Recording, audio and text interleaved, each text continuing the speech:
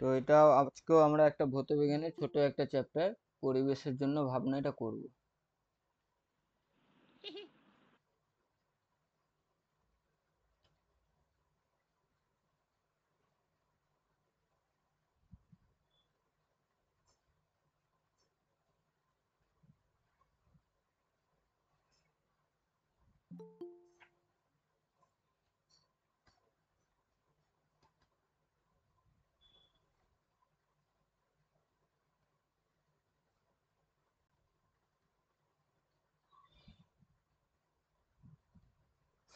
তো পরিবেশের জন্য ভাবনা মানে আমরা কি নিয়ে পড়বো তাহলে? প্রথমে আমরা জানবো বায়ুমণ্ডলের বিভিন্ন যে স্তরগুলো আছে সেগুলো, আর পরিবেশ বান্ধব বিভিন্ন শক্তি, জ্বালানি, এই সমস্ত নিয়ে এই চ্যাপ্টারের পড়া।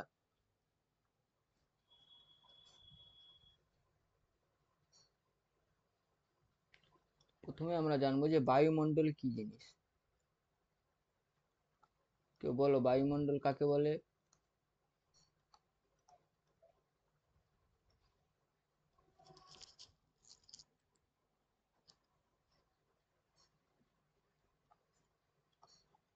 তো আমরা স্যার, পরিবেশের চারপাশে যে গ্যাসীয় পদার্থ থাকে তার যে আবরণ তাকেই বায়ুমণ্ডল বলা হয়।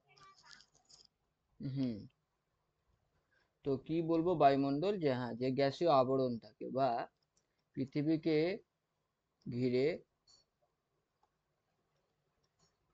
পৃথিবীকে ঘিরে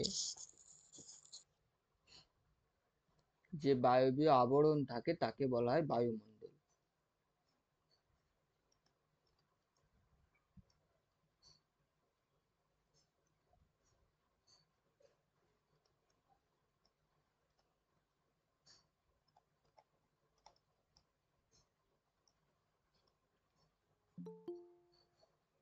আবরণ থাকে তাকে বায়ুমণ্ডল বা অ্যাটমসফিয়ার বলে।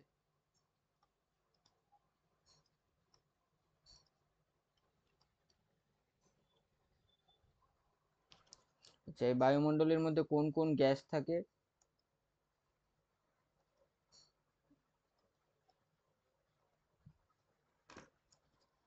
স্যার, সব oxygen, carbon die oxide, nitrogen. হুম, সব থেকে বেশি যেটা থাকে সেটা হচ্ছে কি নাইট্রোজেন।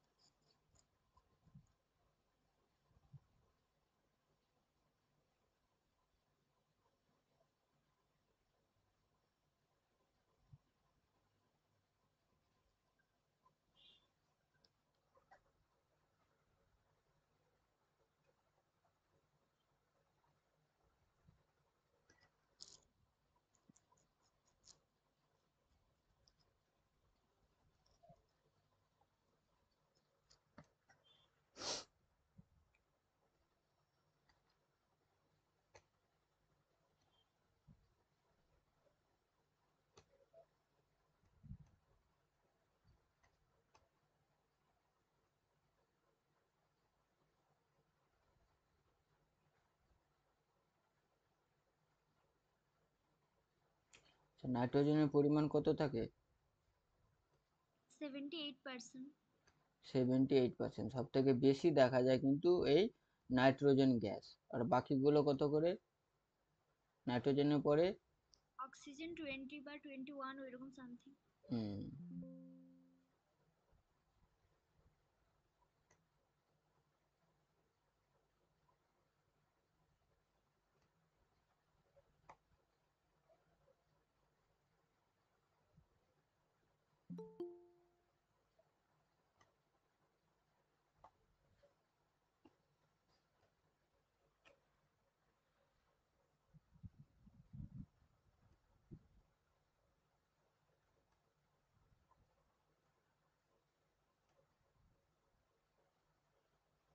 তাহলে নাইট্রোজেন থাকছে হচ্ছে 78%, অক্সিজেন 21%, আর বাকি কিছু গ্যাস থাকে যেগুলো 1%। মোটামুটি কি কি থাকে এর মধ্যে? কার্বন ডাই অক্সাইড থাকে, জলীয় বাষ্প থাকে,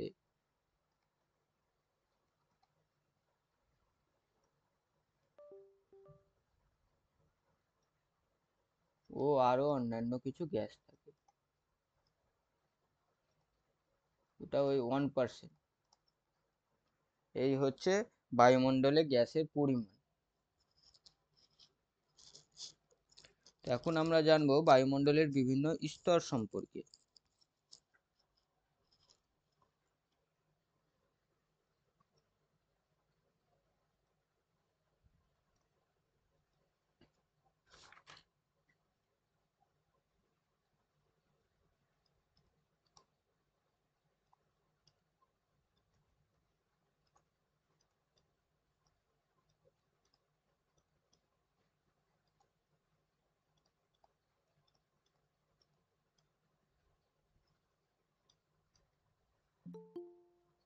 তাহলে বায়ুমণ্ডলের স্তর বিন্যাস বলো, কারো জানা থাকলে বলো, কতগুলো স্তর থাকে বায়ুমণ্ডলে?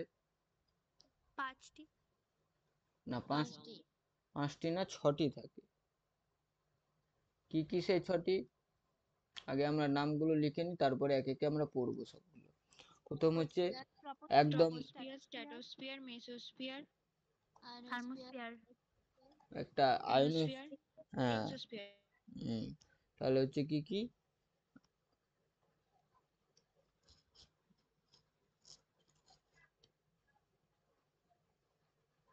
ট্রপোস্ফিয়ার,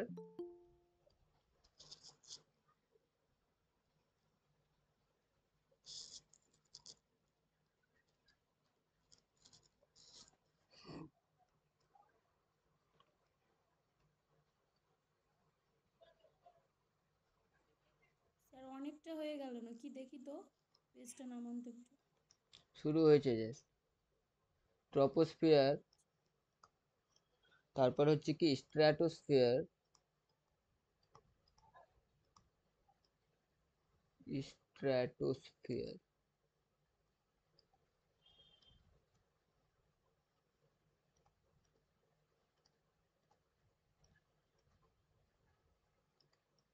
তারপরে হচ্ছে এটা আমরা কি নিচে থেকে উপরের দিকে স্তরগুলোর নাম লিখছি। দেন হচ্ছে কি মেসোস্ফিয়ার,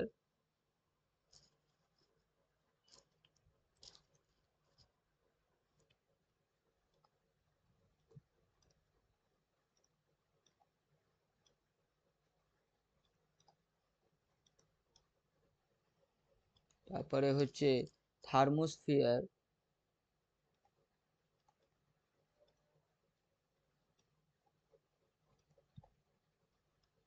বা একেই বলা হয় আয়োনোস্ফিয়ার।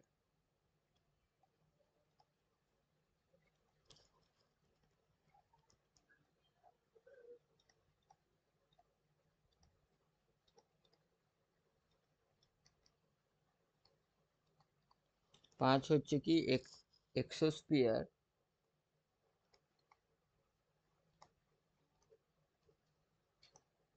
আচ্ছা, অনেক জায়গায় দেখবে যে এক্সোস্ফিয়ার বা ম্যাগনেটোস্ফিয়ার একসাথে বলে দেওয়া হয়, কিন্তু এক্সোস্ফিয়ারের উপরে একটা লেয়ার দেখা যায়, পুরো এক্সোস্ফিয়ার জুড়ে থাকে না।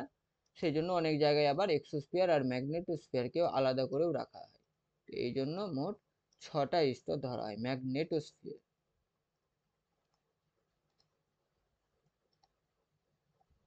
এই হচ্ছে 6টা বায়ুমণ্ডলের স্তর।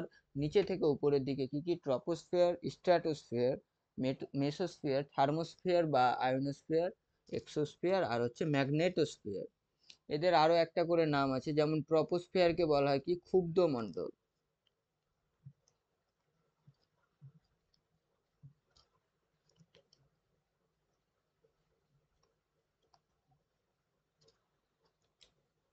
কেন? কারণ যত ওই যে বায়ুমণ্ডলের ম্যাক্সিমাম পোর্শন বলো, যত ঝড় হোক, ধুলোবালি ওড়া হোক, সমস্ত কিছু এই মণ্ডলের এই স্তরের মধ্যে মেইনলি দেখা যায়। একে বলা হয় কি ক্ষুব্ধ মণ্ডল। স্ট্র্যাটোস্ফিয়ার যেটা, সেটাকে বলা হয় হচ্ছে শান্ত মণ্ডল।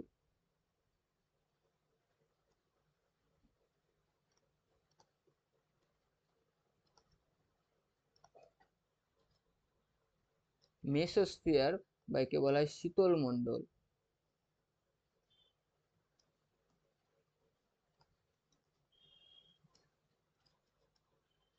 তাহলে এই তিনটে হচ্ছে কি, টপোস্ফিয়ারকে বলছে ক্ষুব্ধ মণ্ডল, স্ট্র্যাটোস্ফিয়ারকে শান্ত মণ্ডল, আর মেসোস্ফিয়ার একদম উঁচুতে উঠে গিয়ে প্রায় ঠান্ডা হয়ে যায়, বাকিগুলোও ঠান্ডা তো মেসোস্ফিয়ারকে আমরা সেখান থেকে শুরু হয় ঠান্ডা, ওই জন্য কি আমরা বলি কি শীতল মণ্ডল।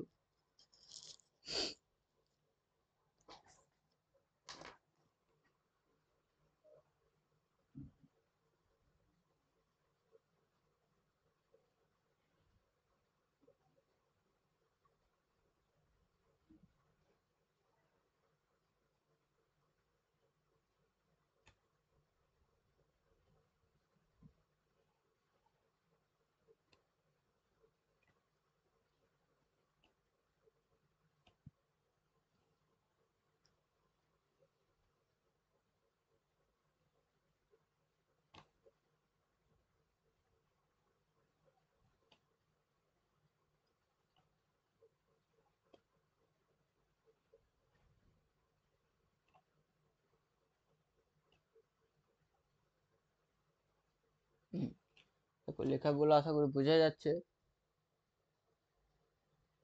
হ্যাঁ স্যার। তো এখানে দেখো আমাদের স্তরগুলো নিচে থেকে দেওয়া হয়েছে কি হাইট অনুযায়ী।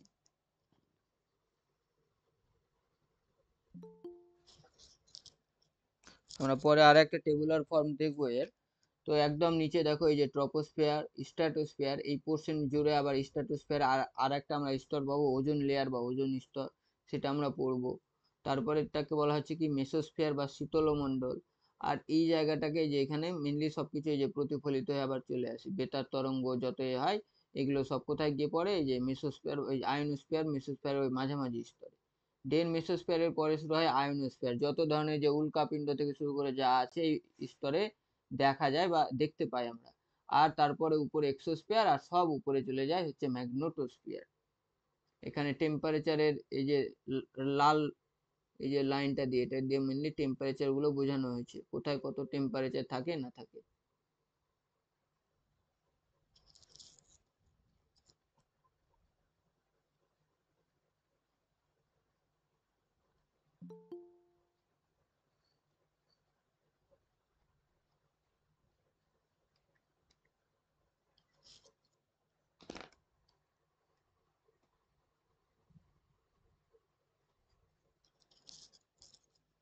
এখন আমরা প্রত্যেকটা স্তর একে একে পড়বো।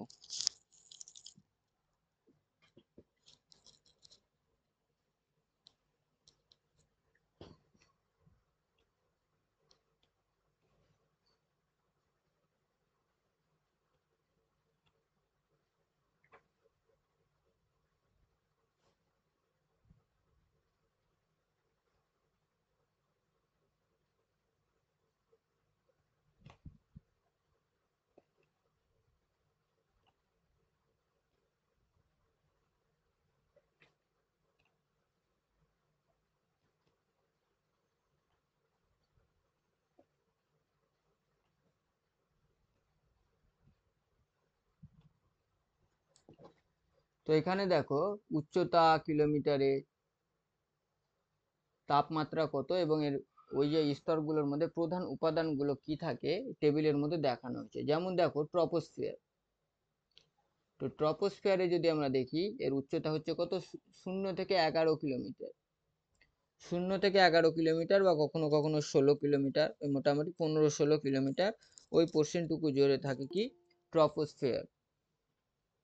নেক্সট হচ্ছে, এবং ট্রপোস্ফিয়ারের উচ্চতা কত থাকে 15 থেকে 56 ডিগ্রি সেলসিয়াস। এবং প্রধান উপাদান আমরা যেমন জলীয় বায়ুর মেন উপাদানগুলো কি থাকে, নাইট্রোজেন, অক্সিজেন, কার্বন ডাইঅক্সাইড, জলীয় বাষ্প। তো এই ক্ষেত্রে ট্রপোস্ফিয়ারের মেন উপাদানও সেগুলো হয়ে যাবে। নেক্সট চলে যাব হচ্ছে স্ট্র্যাটোস্ফিয়ার, তাহলে 11তে গিয়ে শেষ হলো, তাহলে আবার 11 থেকে তাহলে 45 পর্যন্ত হয়ে যাবে হচ্ছে স্ট্র্যাটোস্ফিয়ার।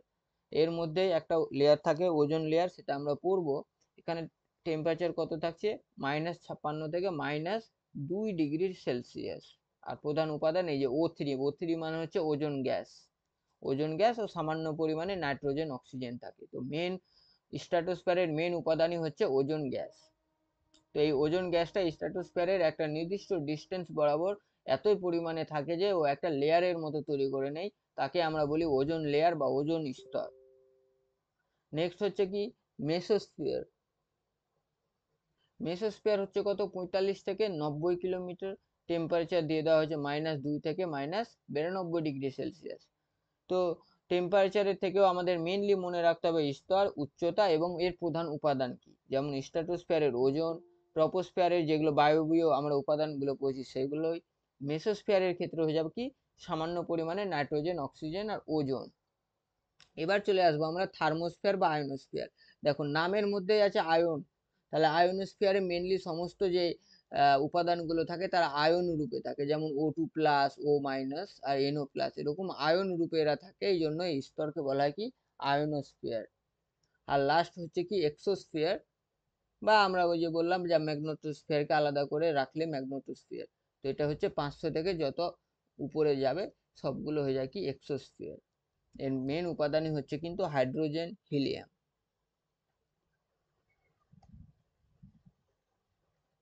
এখানে একসাথে মোটামুটি দিয়ে দেওয়া হলো। এবার আমরা পড়ছি, প্রথমে আমরা পড়বো হচ্ছে ট্রপোস্ফিয়ার। এই ছকটা স্যার খাতায় লিখতে হবে? চাইলে লিখে নিতে পারো।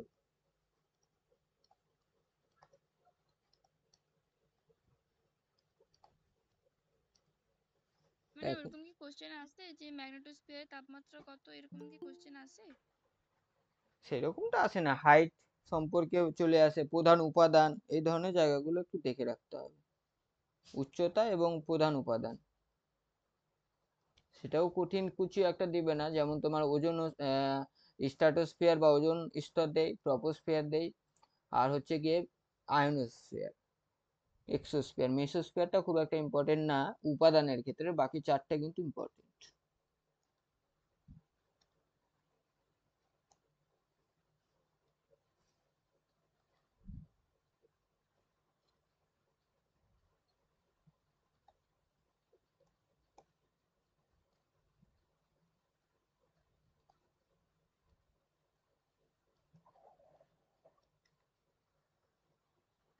তাহলে প্রথমে আমরা জানবো যে কত উচ্চতা পর্যন্ত থাকে, দেখলাম 0 থেকে 11।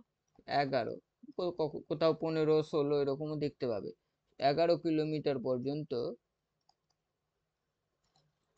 উচ্চতা জুড়ে ট্রপোস্ফিয়ার স্তর থাকে। নেক্সট হচ্ছে যে এই স্তরে কি কি গ্যাস থাকে, এগুলো হচ্ছে এদের বৈশিষ্ট্য। তো এই স্তরে থাকছে হচ্ছে oxygen, nitrogen. Nitrogen, carbon die oxide ও জলীয় বাষ্প। জলীয় বাষ্প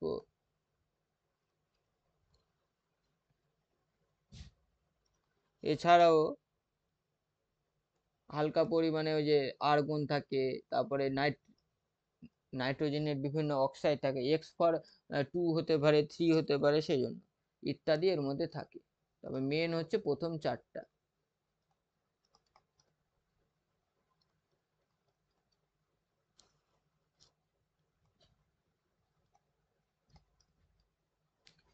নেক্সট হচ্ছে কি উচ্চতা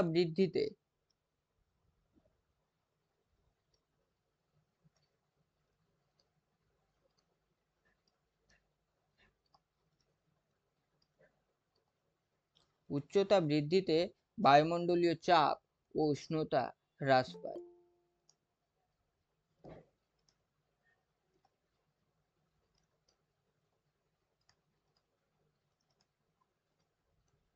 দেখে থাকবে যত আমরা আস্তে আস্তে উপরের দিকে যাই, যেমন এই সমতল থেকে পাহাড়ের দিকে গেলে উষ্ণতা হ্রাস পায়, একইভাবে চাপও হ্রাস পাবে। তো উচ্চতা বৃদ্ধিতে কি হয়, বায়ুমণ্ডলীয় চাপ ও উষ্ণতা হ্রাস পায়।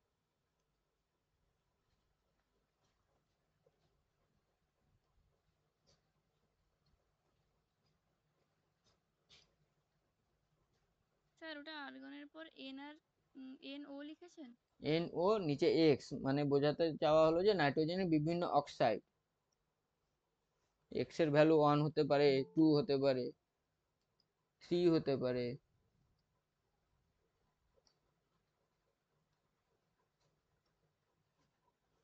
নেক্সট হচ্ছে কি যে স্তরটি জলবায়ু নিয়ন্ত্রণ করে।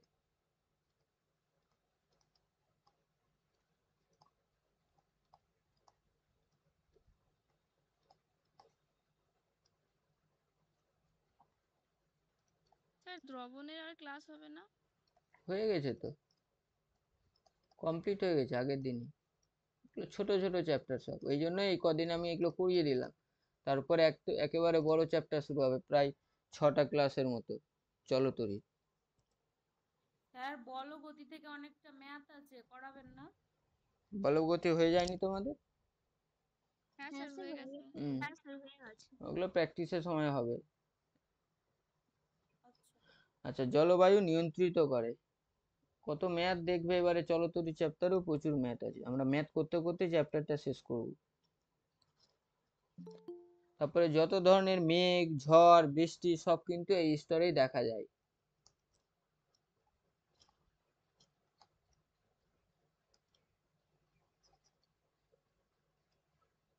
তাহলে এই স্তরে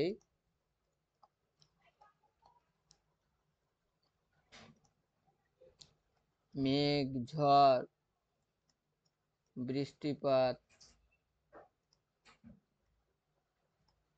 বজ্রপাত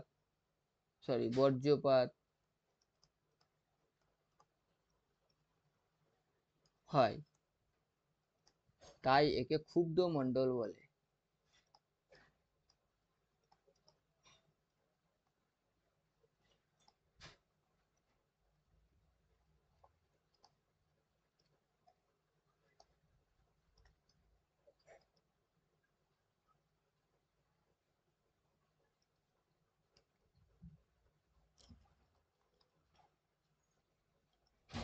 প্রতি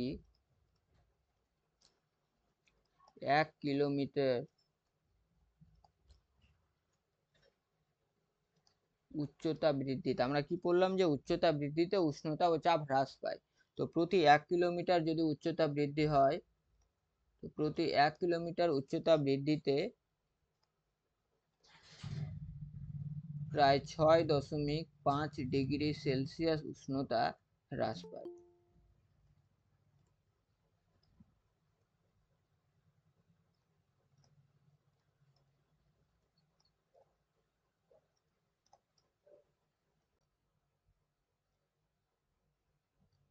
যদিও উষ্ণতা শুধুমাত্র উচ্চতার উপর ডিপেন্ডেন্ট না, তার মধ্যে ওই মুমেন্টে বায়ুমণ্ডলে হিউমিডিটি বা জলীয় বাষ্প কত আছে, আর্দ্রতা, শুষ্কতা, অর্থাৎ হিউমিডিটির উপর, এই বিভিন্ন কিছুর উপর ডিপেন্ড করে।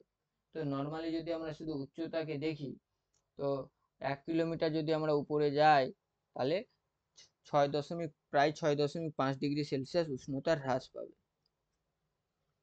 স্যার বলছি একটু দেখান তো কতটা হলো। ক্লাস শুরুতে জয়েন করার চেষ্টা করবে, এমনিতে তো আমি ওয়েট করি বেশ কিছুক্ষণ। স্যার আমার নেটওয়ার্কের প্রবলেমে আমি জয়েন করতে পারছিলাম না। নেক্সট হচ্ছে কি, ট্রপোস্ফিয়ারের উপরে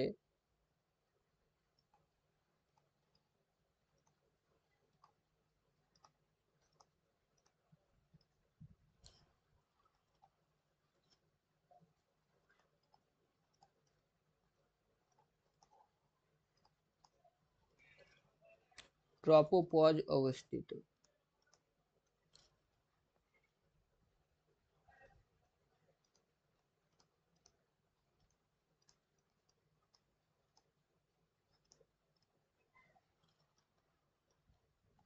এটা একটা ওই লাইনের মতো বা ছোট্ট একটা থিন লেয়ার থাকে।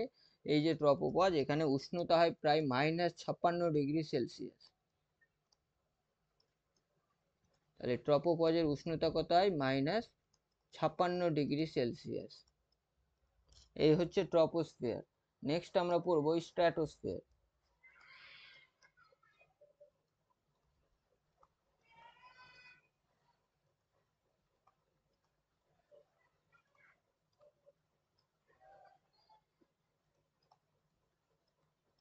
স্যার বলছি যে ট্রপোস্ফিয়ারে তো প্লেন চলাচল করে। হুম,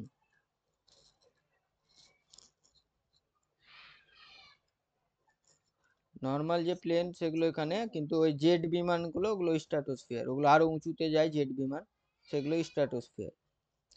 তো স্ট্র্যাটোস্ফিয়ারকে আর একটা কি নাম বলা হলো? শান্ত মণ্ডল।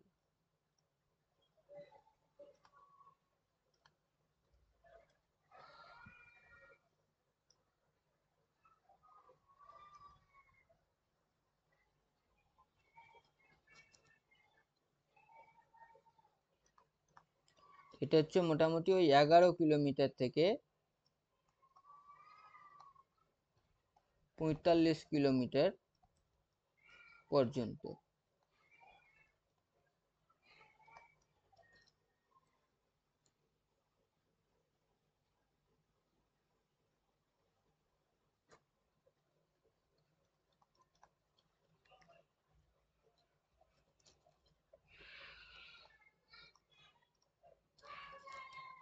আচ্ছা, 18 কিলোমিটার থেকে যে 35 কিলোমিটার পর্যন্ত স্তরে ওজোন গ্যাস থাকে।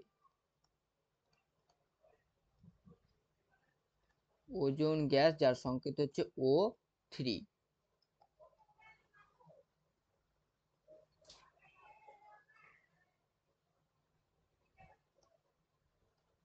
ওজোন গ্যাস থাকে।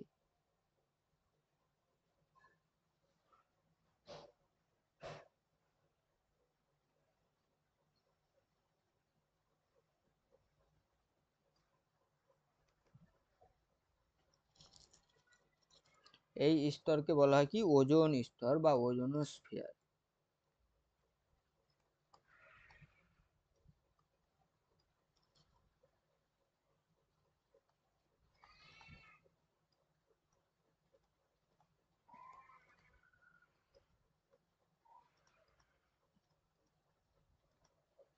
তাহলে এটা দেখো স্ট্র্যাটোস্ফিয়ারের একদম নিচে বা একদম উপরেও না, মোটামুটি মাঝখানে এরিয়া জুড়ে থাকে। তো একে বলা হয় কি ওজোনোস্ফিয়ার বা ওজোন স্তর একে বলে। তো এ কি করে ওজোন স্তর? এই ওজোন স্তর হচ্ছে অতিবেগুনি রশ্মিকে প্রতিফলিত করে।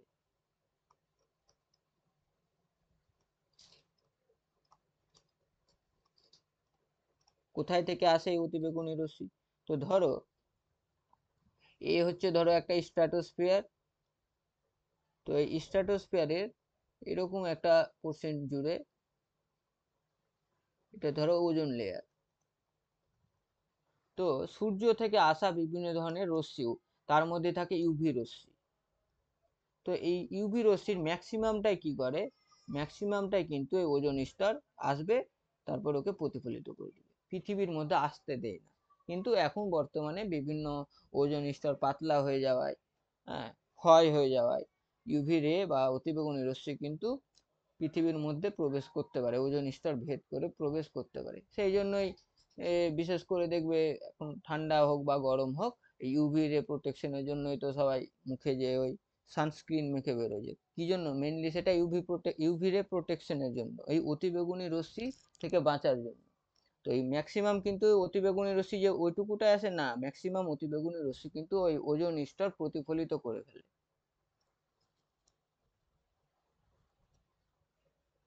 তাহলে এই স্তর কি করে? অতিবেগুনি রশ্মি প্রতিফলিত করে। এটা হচ্ছে কি ইউভি রে বা অতিবেগুনি রশ্মি।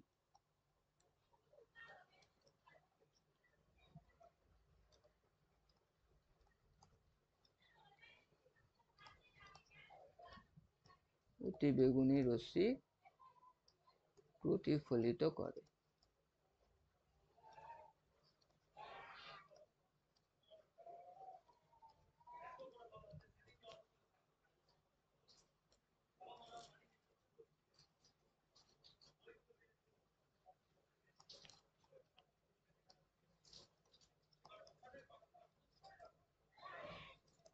ভূপৃষ্ঠ থেকে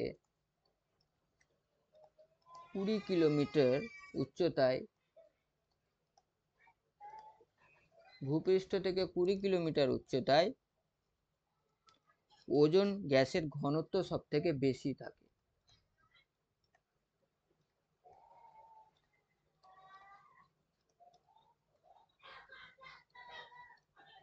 ঘনত্ব কি হয়? সব থেকে বেশি থাকে।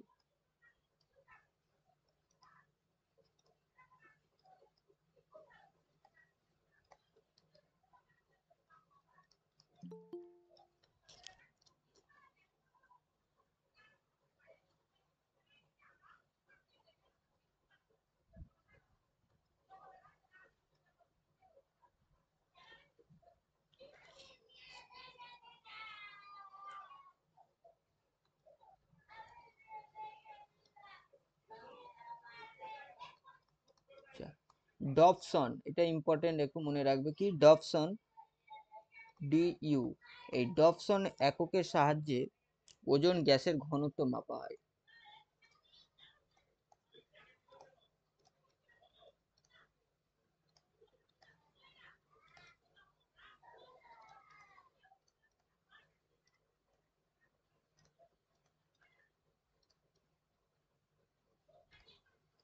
ওজোন গ্যাসের ঘনত্ব মাপা হয় ডবসন এককের সাহায্যে।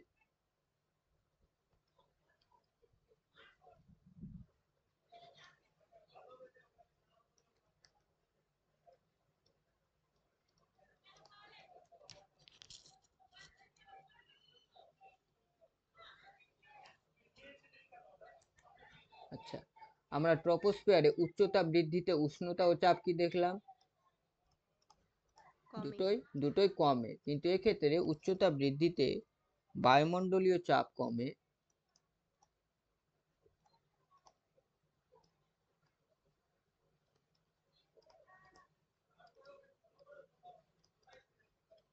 কিন্তু উষ্ণতা বৃদ্ধি পায়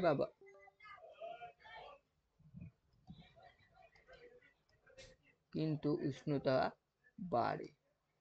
তো আমরা উপরে একটা গ্রাফ টাইপের যে করা হয়েছিল, ওই যে উপরে এই যেটা, এখানেও যদি আমরা দেখি বুঝতে পারবো। দেখো, এই হচ্ছে স্ট্র্যাটোস্ফিয়ার, তো কি ছিল 56, এটা কত আছে এটা, হ্যাঁ, তারপরে এই যে দেখো -60, -60 থেকে উপরে গিয়ে 0 হয়ে গেল, তার মানে কি হলো, বাড়লো না উষ্ণতা? -60 থেকে 0 হয়ে যাও কি বাড়া, তো ওই জন্য কি হয়ে যায়, যত উঁচুতে উঠবো স্ট্র্যাটোস্ফিয়ারে তত উষ্ণতা বাড়তে থাকে, কিন্তু বায়ুমণ্ডলীয় চাপ কমে।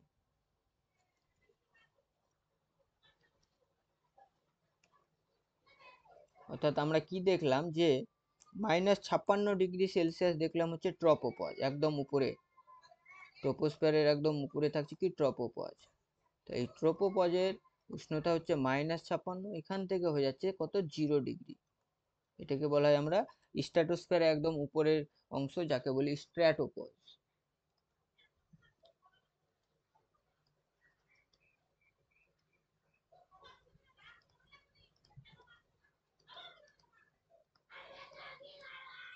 স্ট্র্যাটোপজ, তাহলে আমরা পেয়ে গেলাম কি ট্রপোপজ বা স্ট্র্যাটোপজ।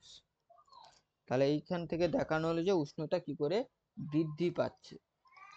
নেক্সট হচ্ছে, একে আমরা শান্ত মণ্ডল বলি কেন, যে এই স্তরে ঝড় বৃষ্টি টিষ্টি কিছু হয় না। হ্যাঁ কিছু হয় না, যে ঝড় বৃষ্টি, মেঘ, বজ্রপাত হয় না, তাই এই স্তরকে বলা হয় শান্ত মণ্ডল।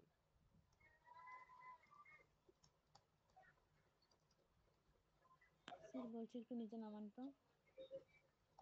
তাই এই স্তরকে বলা হয় কি শান্ত মণ্ডল।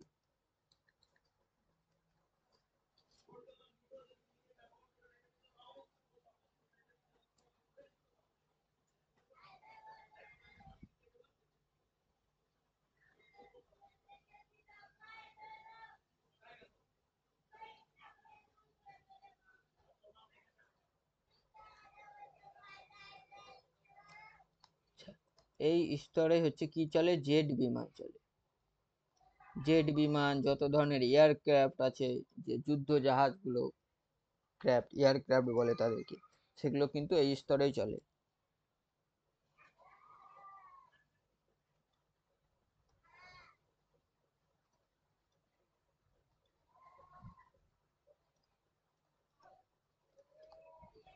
এই স্তরে জেট বিমান, যুদ্ধ বিমান, এগুলো সমস্ত এখানেই চলে।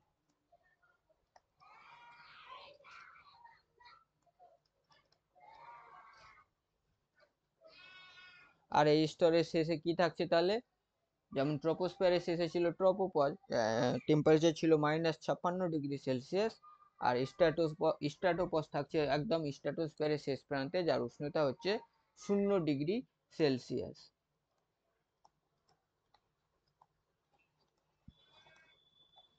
স্ট্র্যাটোস্ফিয়ারের শেষ প্রান্ত।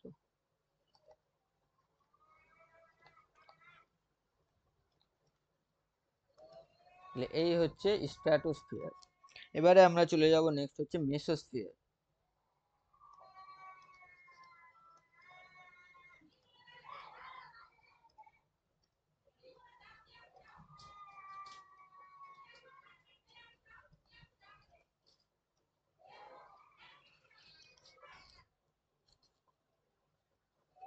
আচ্ছা, মেসোস্ফিয়ারে তাহলে হাইট কতটা দেখা হয়েছিল? 45 থেকে কত ছিল? 90। 85 90 সেরকমটাই থাকে। তো মেসোস্ফিয়ার তাহলে হয়ে গেল কত? 45 থেকে 85 বা 90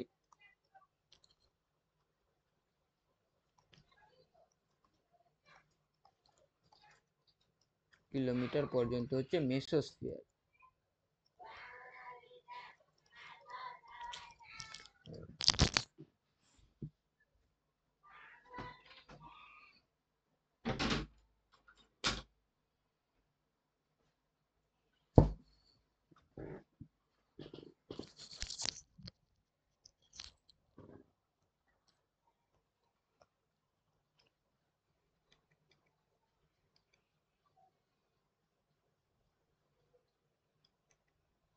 তাহলে আমরা দেখলাম এর উচ্চতা হচ্ছে 45 থেকে 90 কিলোমিটার।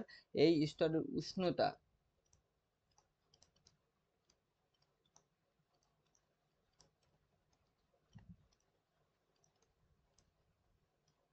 শূন্য ডিগ্রি থেকে কত ছিল?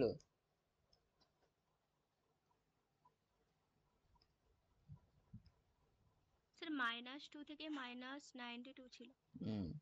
ওই মোটামুটি 0 -2 ওরকমই, 0 ডিগ্রি থেকে -92 ডিগ্রি সেলসিয়াস।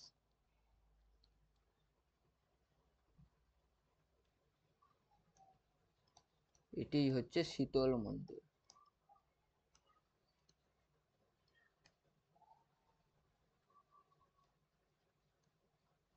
তাহলে বলো, এই স্তরে উচ্চতা বৃদ্ধিতে উষ্ণতা কি হবে? হ্রাস পাবে না বৃদ্ধি পাবে? কমবে। কমছে। 0 থেকে -92 হচ্ছে, তার মানে কমছে। তার মানে টপোস্ফিয়ারেও কমলো, স্ট্র্যাটোস্ফিয়ারে আবার বাড়লো, মেসোস্ফিয়ারে এসে আবার কমলো। পরের স্তরগুলোতে আর ওই কমা বাড়াবে না, সবগুলোতে কিন্তু আস্তে আস্তে বাড়তে থাকবে।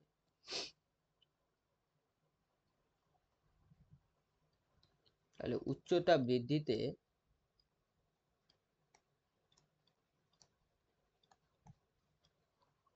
বায়ুমণ্ডলীয় চাপ ও উষ্ণতা উভয়ই কমে।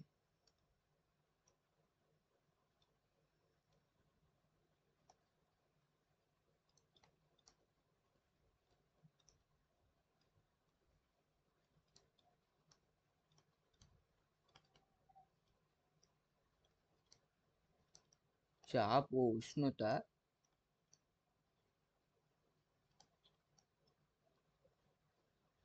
উভয়ই কমে।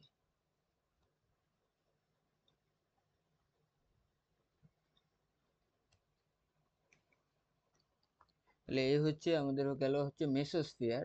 এরপরে আমরা পড়বো মেসোস্ফিয়ারের পরে কোন স্তর ছিল? থার্মোস্ফিয়ার। থার্মোস্ফিয়ার বা আয়নোস্ফিয়ার।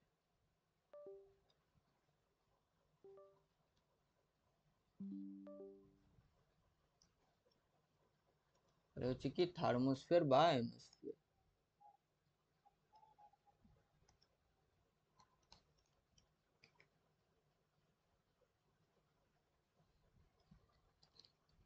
তাহলে এর উচ্চতা কত হয়ে যাবে? ওটা ছিল কত? 90 বা 85 ওরকমই থাকে।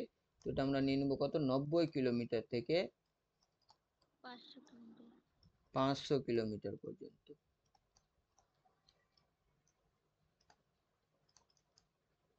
এই হচ্ছে থার্মোস্ফিয়ার। এর উষ্ণতা সীমা কত থাকে? উষ্ণতা সীমা হচ্ছে -92 ডিগ্রি সেলসিয়াস থেকে 1200 ডিগ্রি সেলসিয়াস। কত ছিল ওই ছকে? 1250। 1200। তো হচ্ছে -92 থেকে 1200°C হয়ে গেল এর উষ্ণতার সীমা।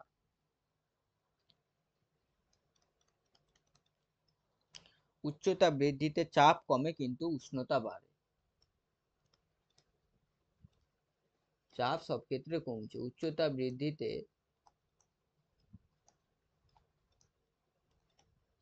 চাপ কমে কিন্তু উষ্ণতা কি হচ্ছে দেখো, -92 থেকে 1200 হচ্ছে, তার মানে উষ্ণতা বাড়ছে।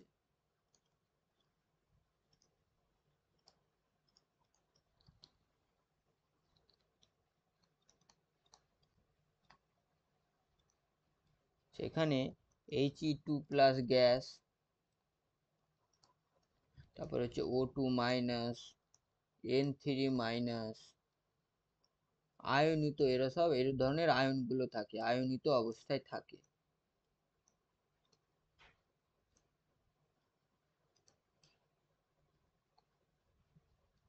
আয়নিত অবস্থায় থাকে, তাই এই স্তরকে কি বলা হয়?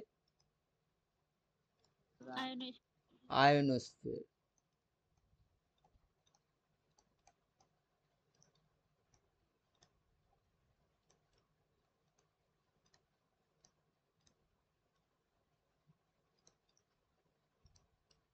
তাই এই স্তরকে বলছে আয়নোস্ফিয়ার।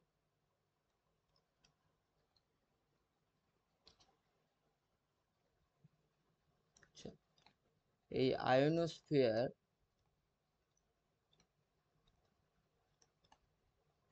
যত ধরনের যে ওই ওয়েভ গুলো থাকে, বিভিন্ন বেতার তরঙ্গ বা এফএম রেডিও, এই বেতার তরঙ্গ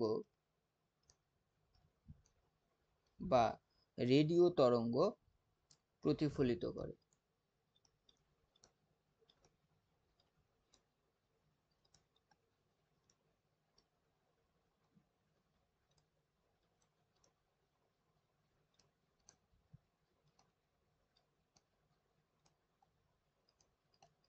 তাহলে এটা মনে রাখতে হবে আমাদের, যে রেডিও তরঙ্গ কোন স্তরে প্রতিফলিত হয়, তাহলে এটা হয়ে যাবে অ্যান্সার কি, থার্মোস্ফিয়ার বা আয়নোস্ফিয়ার। এই স্তরে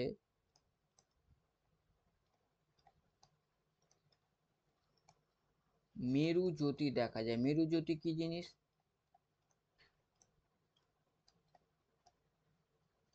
ধূমকেতু। মেরু জ্যোতি ধূমকেতু?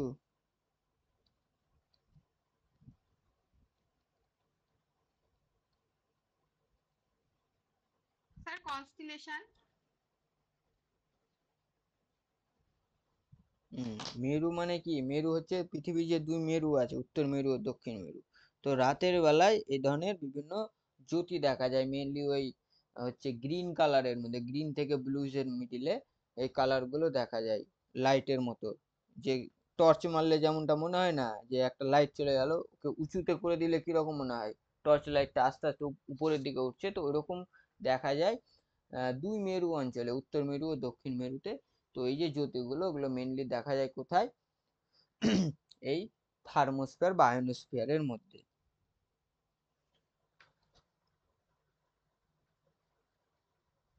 মেরু জ্যোতি কিন্তু ধূমকেতু না। বোঝা গেল? হ্যাঁ স্যার। এবারে আমরা যাব হচ্ছে এক্সোস্ফিয়ারে।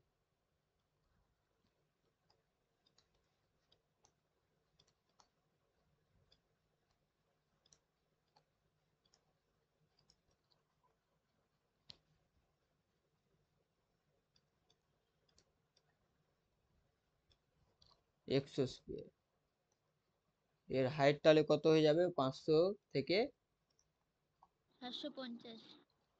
550? 750 স্যার, কয়েক হাজার কিমি। হ্যাঁ, কয়েক হাজার কিমি, মোটামুটি 1500 কিলোমিটার। তো 500 থেকে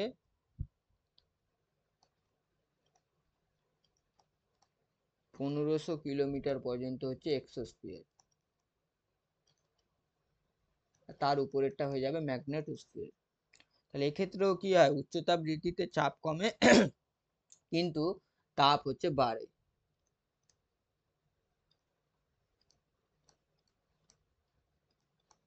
উচ্চতা বৃদ্ধিতে চাপ কমে,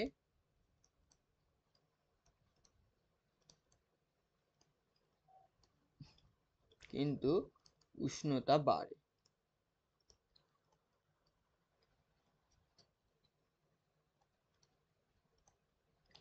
বেড়ে প্রায় কত ছিল এর আগেরটায় 1200, এই 1200 থেকে বাড়তে বাড়তে হয়ে যায় কত 1600 ডিগ্রি সেলসিয়াস।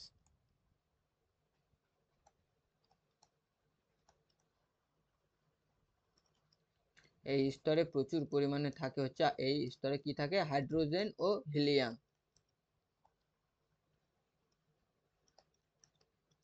হাইড্রোজেন ও হিলিয়াম গ্যাস প্রচুর পরিমাণে পাওয়া যায় বা থাকে।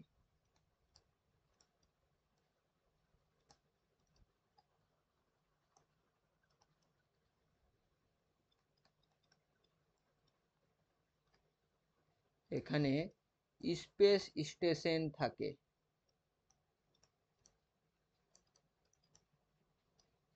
কি জিনিস এই স্পেস স্টেশন? যেমন ধরো আমরা রেলওয়ে স্টেশন জানি, রেল যেখানে থাকে, এয়ারপোর্ট জানি যেখানে বিমান থাকে, ঠিক তেমনি স্পেস স্টেশন যত ধরনের ওই ধরো থাকে, ওই স্পেস মূলক কাজকর্ম করে, তো একটা ওইরকম একটা নির্দিষ্ট অঞ্চল ঠিক করা হয়, ওই জায়গাটাকে বলা হয় কি স্পেস স্টেশন। লাস্ট আমরা জানবো হচ্ছে ম্যাগনেটোস্ফিয়ার।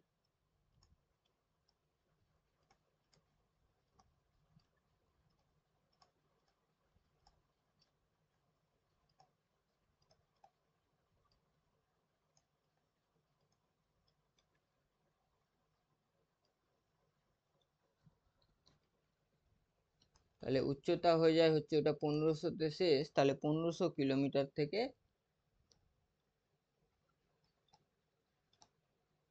উপর উঠতে থাকে যতটা থাকে। এখানে হচ্ছে, এখানে মেইনলি বায়ুর কোনো কিছু থাকে না, এটা হচ্ছে বায়ু শূন্য জায়গা। তাহলে বায়ু শূন্য, উষ্ণতা হয় কত 1600 ডিগ্রি, আমরা ওখানে পড়লাম, এখানে উষ্ণতা হয় 1600 ডিগ্রি থেকেও বেশি হয়।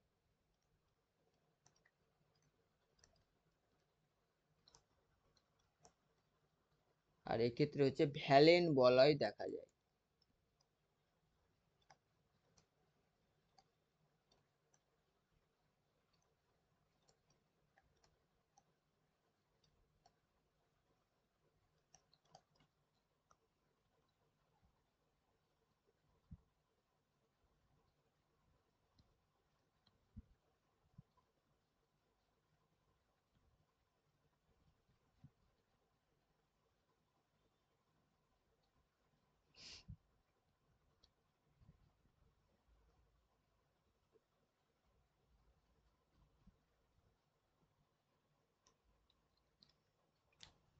আচ্ছা, তাহলে আমরা ওজোন স্তর অলরেডি পড়ে ফেললাম, এখন আমরা পড়বো ওজোন স্তরের ক্ষয় নিয়ে।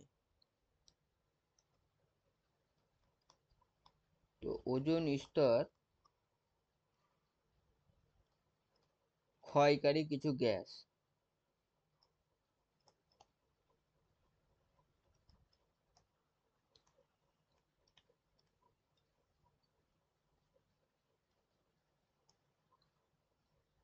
সব থেকে বেশি যেটা, সেটা হচ্ছে সিএফসি, যার পুরো নাম হচ্ছে ক্লোরোফ্লুরোকার্বন, সিএফসি।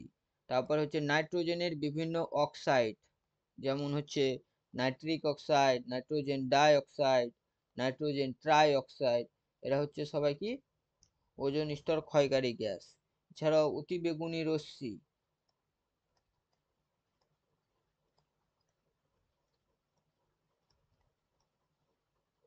বা ইউভি রে, আল্ট্রাভায়োলেট রে বা ইউভি রে, এরা হচ্ছে মেনলি ওজোন স্তর ক্ষয়কারী গ্যাস।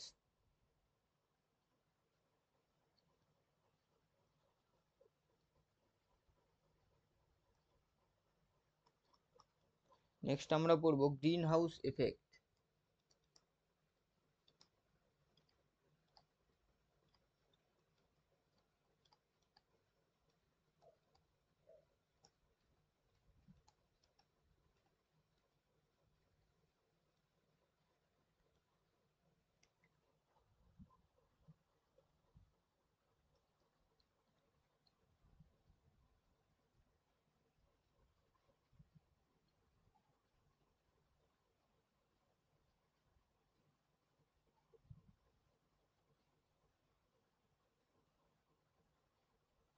তো গ্রিন হাউস এফেক্টের ক্ষেত্রে কি হয়, এই ধরো হচ্ছে এটা ভূপৃষ্ঠ, তো এই ভূপৃষ্ঠ থেকে বিভিন্ন রশ্মি উপরে গেল, কিন্তু ওই রশ্মিগুলো কি হয়, একটা এই যে এরকম একটা স্তর যাবে, একটা পোর্শনে গিয়ে ও কিন্তু আবার রিফ্লেক্ট করে আমাদের মধ্যে ফিরে আসে। তো এইরকম যাবে আবার রিফ্লেক্ট হয়ে ফিরে আসে, এই করতে করতে কি হয়, একটা সময় উষ্ণতা বাড়তে থাকে। তো এই জিনিসটা আমরা পড়বো, দিয়ে উষ্ণতা বেড়ে গিয়ে পরবর্তীতে সেটা বিশ্ব উষ্ণায়নে পরিণত হয়। তো এখানে মেনলি কি থাকে, কার্বন ডাই অক্সাইড, মিথেন থাকে, তারপরে হচ্ছে ক্লোরোফ্লুরো কার্বন, তারপরে হচ্ছে জলীয় বাষ্প, নাইট্রাস অক্সাইড, এগুলো হচ্ছে সব বায়ুমণ্ডলীয় স্তর, এটা এর মধ্যে এই সমস্ত গ্যাসগুলো আছে। এরা কি করছে, এখান থেকে যে দীর্ঘ তরঙ্গ দৈর্ঘ্যযুক্ত বিভিন্ন রশ্মি যাচ্ছে, তো আমরা নিচে পড়বো এগুলো, এর ফলে কি হয়, উষ্ণতা বৃদ্ধি পায়।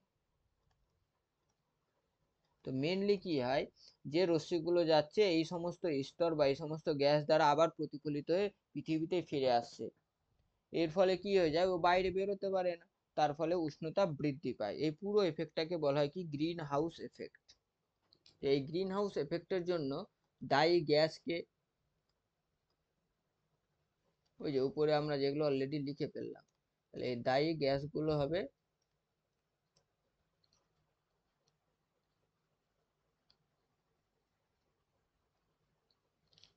প্রথমেই আমাদের মনে রাখতে হবে CO2, এ হচ্ছে প্রধান গ্রিন হাউস গ্যাস। তোমাদের এইখান থেকে বেশ প্রশ্ন আসে, হয় প্রধান গ্রিন হাউস গ্যাসের নাম কোনটি, কার্বন ডাই অক্সাইড, অথবা এই নিচের কোন নিচের গ্যাসগুলোর মধ্যে কোনটি গ্রিন হাউস গ্যাস নয়, এই ধরনের প্রশ্ন কিন্তু এসে থাকে। তো কার্বন ডাই অক্সাইড হচ্ছে প্রধান গ্রিন হাউস গ্যাস, মোটামুটি 50% থাকে। নেক্সট হচ্ছে মিথেন, সেকেন্ড প্রধানের দিক থেকে এ হচ্ছে মোটামুটি 19% থাকে। তারপরে হচ্ছে মিথেনের পরে চলে আসবে ক্লোরোফ্লুরো কার্বন বা CFC,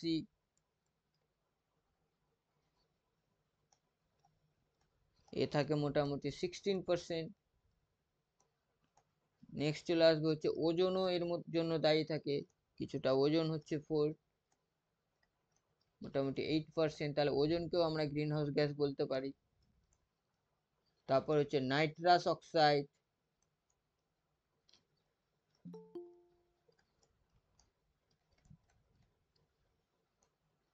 আর হচ্ছে জলীয় বাষ্প,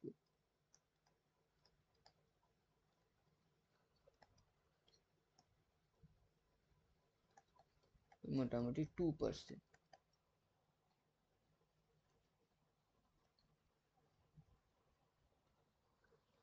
তো ওভারঅল যদি আমরা সাজাই, তাহলে সব থেকে বেশি হচ্ছে কার্বন ডাই অক্সাইড, এটা মনে রাখতে হবে, তারপর হচ্ছে মিথেন, তারপর হচ্ছে ক্লোরোফ্লুরো কার্বন, দেন হচ্ছে ওজোন, ওজোনের পরে কি নাইট্রাস অক্সাইড, আর জলীয় বাষ্প।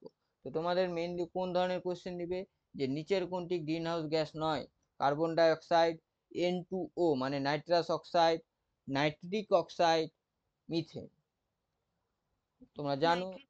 তোমরা জানো যে কার্বন ডাই অক্সাইড আর মিথেন গ্রিন হাউস গ্যাস। ভুলটা করে বসবে কখন, যখন একসাথে নাইট্রিক অক্সাইড আর নাইট্রাস অক্সাইড আর নাইট্রিক অক্সাইড একসাথে দেখবে, তখন কিন্তু এ হচ্ছে গ্রিন হাউস গ্যাস, বাকি NOx এরা কিন্তু গ্রিন হাউস গ্যাসের আওতায় আসবে না, মনে থাকবে। হ্যাঁ স্যার।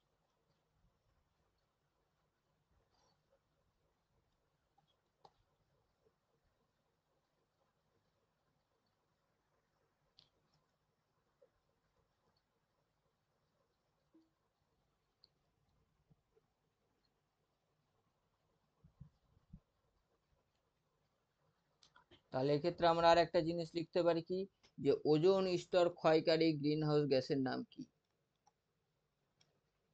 CO2। CO2 কি, আমরা উপরে পড়লাম ওজোন স্তর ক্ষয়কারী গ্যাস, CFC। CFC, তাহলে ওজোন, CFC। ওজোন স্তর ক্ষয়কারী ক্লোরোফ্লোরোকার্বন।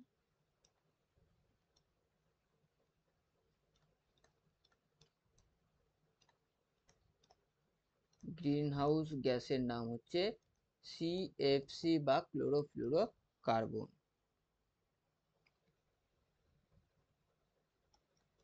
কিছু তারপরে হচ্ছে অজৈব গ্রিন হাউস গ্যাসকে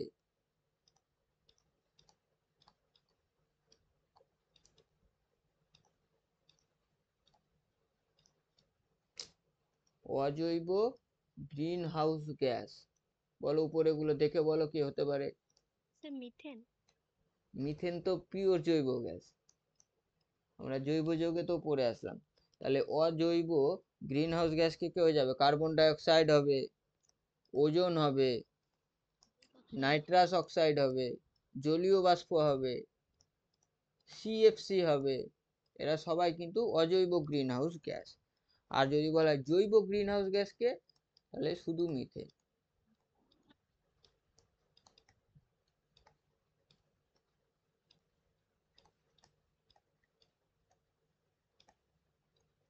জৈব গ্রিন হাউস গ্যাস হচ্ছে কে? মিথেন।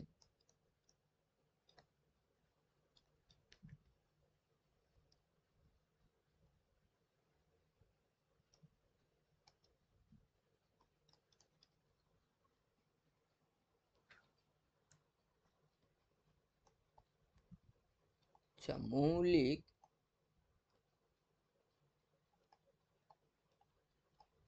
অজৈব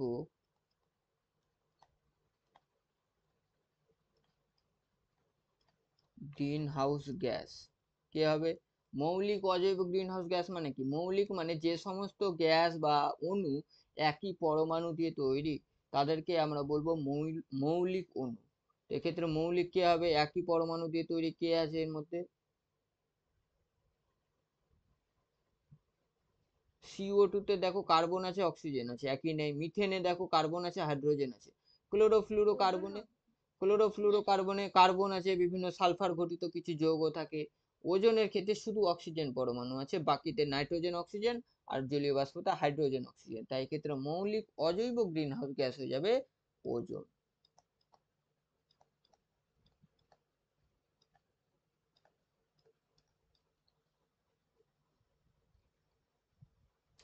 আর যদি বলা হয় যৌগিক অজৈব গ্রিন হাউস গ্যাস, তাহলে ওজোন বাদে মোটামুটি বাকি সবাই হচ্ছে যৌগিক অজৈব গ্রিন হাউস গ্যাস।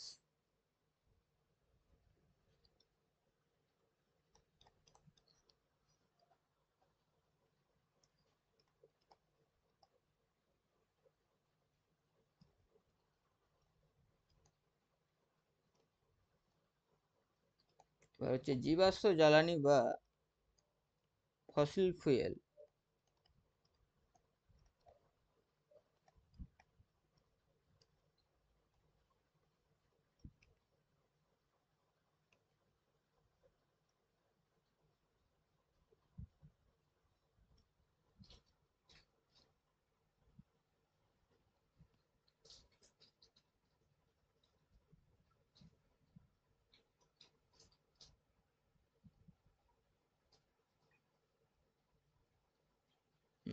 তো এই জীবাশ্ম জ্বালানি কি থেকে তৈরি হয়? তো প্রথমে কি হয়, বিভিন্ন ধরনের যে কাষ্ঠল উদ্ভিদ, অর্থাৎ যেখান থেকে আমরা কাঠ জাতীয় পাই, বড় বড় বৃক্ষগুলো,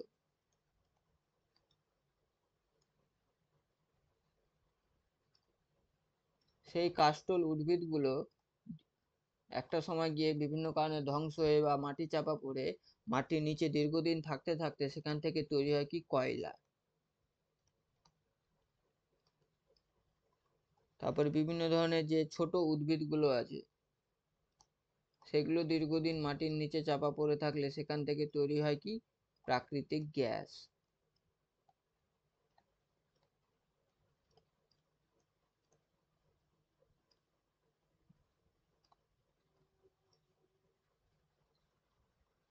আর যত ধরনের প্রাণী, এরা মারা গিয়ে নিচে চাপা পড়লে সেখান থেকে তৈরি হয় হচ্ছে পেট্রোলিয়াম তেল।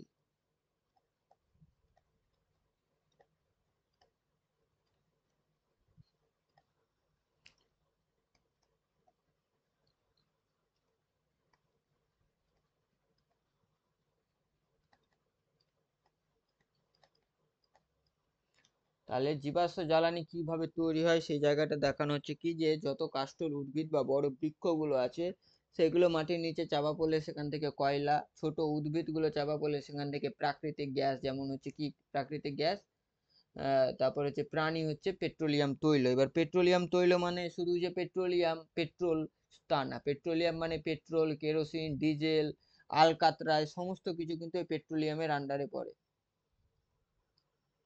এদেরকে কি বলা হয়? কয়লা, প্রাকৃতিক গ্যাস, এদেরকে বলা হয় কি জীবাশ্ম জ্বালানি। এই যে বিভিন্ন ধরনের জীব, উদ্ভিদ হোক প্রাণী হোক, এই বিভিন্ন ধরনের জীব কি হয়, একটা সময় ধ্বংস হয়ে মাটি চাপা পড়ে দীর্ঘদিন থাকতে থাকতে, অর্থাৎ তাকে আমরা কি বলি, জীবাশ্ম বলি। সেই জীবাশ্মগুলো থেকে যে ধরনের জ্বালানি তৈরি হচ্ছে তাদেরকে আমরা বলছি জীবাশ্ম জ্বালানি। এরা সবাই কি, এদেরকে বলছি আমরা জীবাশ্ম জ্বালানি। এবার আমরা পড়বো কি ভালো জ্বালানি কাদের বলবো আমরা, কিছু ভালো জ্বালানির বৈশিষ্ট্য।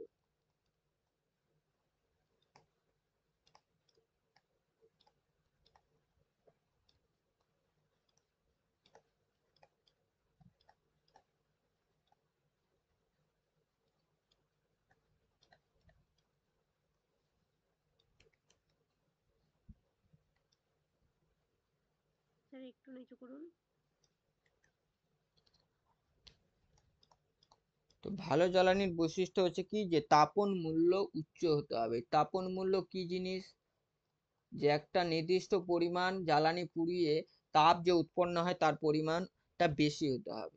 তাহলে আমরা কি করতে পারবো, একটু অল্প জ্বালানিতে বেশি তাপ তৈরি করতে পারবো, এবং সেটা ইউজ করে আমরা তত ভালো আমরা জ্বালানি রূপে তাকে ইউজ করতে পারবো।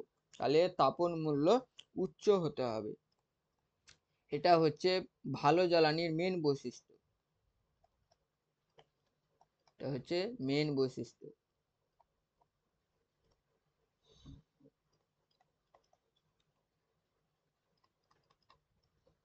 নেক্সট হচ্ছে জ্বলনাঙ্ক কম হতে হবে।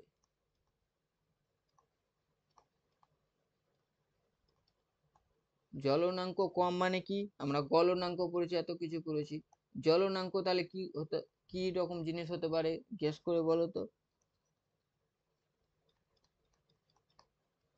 তো জ্বলনাঙ্ক, গলনাঙ্ক কি জানো, গলানোর জন্য যে তাপমাত্রা, তাহলে এক্ষেত্রে জ্বলনাঙ্ক মানে জ্বলানোর জন্য, অর্থাৎ একটা অল্প টেম্পারেচার যাতে ওই জ্বালানিটা জ্বলে যেতে পারে। এখন এমন একটা আমরা জ্বালানি নিলাম যাকে জ্বালানোর জন্য ধরো 200-300 ডিগ্রি সেন্টিগ্রেড টেম্পারেচার লাগছে, তাহলে তো আমাদের ক্ষেত্রে জ্বালানো সম্ভব না নর্মালি। সেই জন্য সেই জ্বলনাঙ্কটা কম হতে হবে। নেক্সট হচ্ছে তাকে পরিবেশ বান্ধব হতে হবে।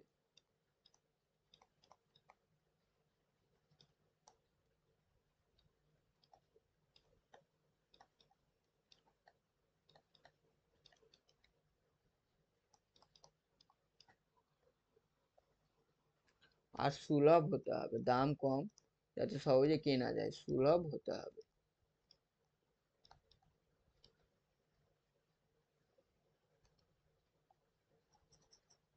সুলভ ও সহজলভ্য হতে হবে। সুলভ মানে দাম কম, মানে কেনা যায় এরকম, আর সহজলভ্য মানে খুব সহজে যাতে পাওয়া যায়। সুলভ ও সহজলভ্য হতে হবে, এই হচ্ছে ভালো জ্বালানির কিছু বৈশিষ্ট্য।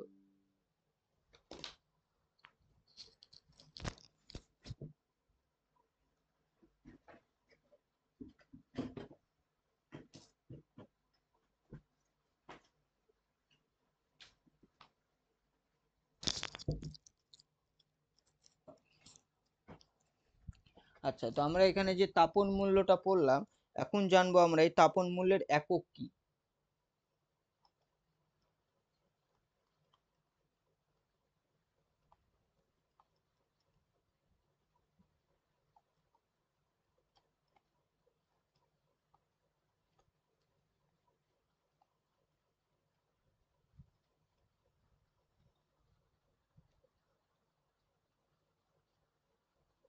তাহলে হচ্ছে তাপন মূল্যের একক, যত কঠিন জ্বালানি থাকবে। দেখো কঠিন জ্বালানি গুলো তো আমরা কি করি, কেজি, গ্রাম এ সমস্ত কিছুতে মাপি। তো তাদের ক্ষেত্রে জুল পার কেজি হচ্ছে কি এসআই একক।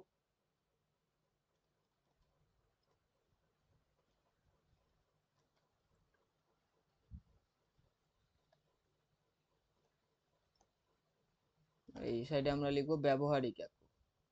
জুল পার কেজি হয়ে গেল কঠিন জ্বালানির ক্ষেত্রে এসআই একক, আর ব্যবহারিক একক হচ্ছে কি kilo joule per KG.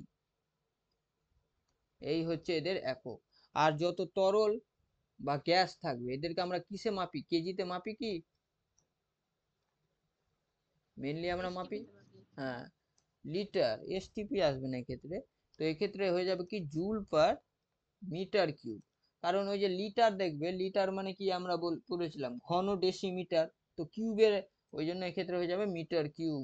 Joule per metre cube বা kg per kg per metre cube, kilo joule. এই হচ্ছে ওর ব্যবহারিক একক। তাহলে এদের একক তাহলে দুই ক্ষেত্রে চেঞ্জ হবে। যদি বলা হয় কঠিন জ্বালানির তাপন মূল্যের একক কি, তাহলে হয়ে যাবে জুল পার কেজি। যদি বলা হয় তরল বা গ্যাসীয় জ্বালানির তাপন মূল্যের একক কি, তাহলে তখন হয়ে যাবে জুল পার মিটার কিউব। আর যদি নর্মালি আমাদের শুধু কিছু না বলে দেয় যে তাপন মূল্যের একক কি, তাহলে আমরা এটাকে মেন ধরেই করবো জুল পার কেজি কে। বোঝা গেল?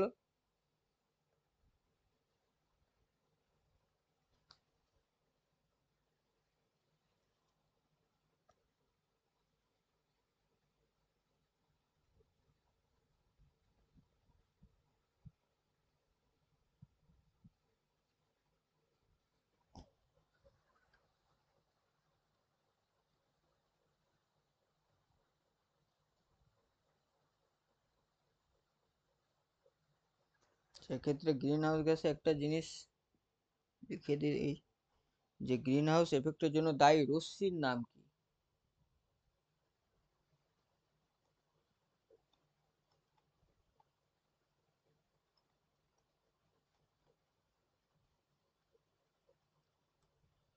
দায়ী রশ্মির নাম হচ্ছে দীর্ঘ তরঙ্গ দৈর্ঘ্যযুক্ত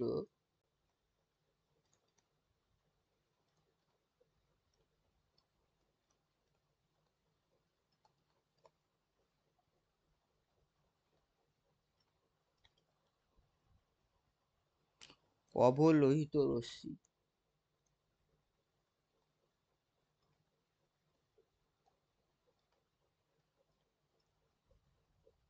অবলোহিত রশ্মি। আচ্ছা, আর হচ্ছে ধরো এখানে তো আমরা মানগুলো লিখলাম মেনলি, তো এগুলো সব কিছু হচ্ছে প্রায় 50%, 55%, এগুলো আশেপাশে হতে পারে। তো তোমাদের সুবিধার জন্য একটা, এক্ষেত্রে আমি একটা ডায়াগ্রাম বা ছবি দিয়ে দিচ্ছি।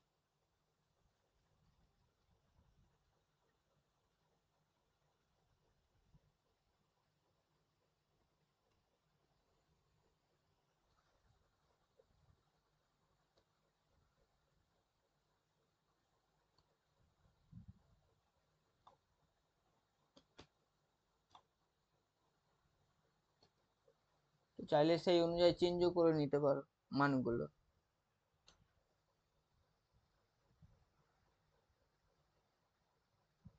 NO2,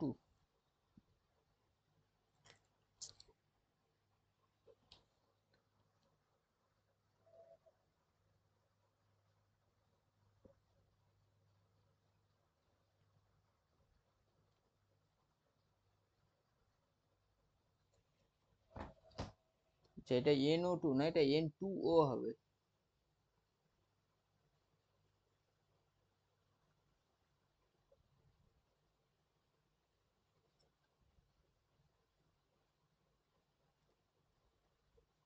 N2O হবে।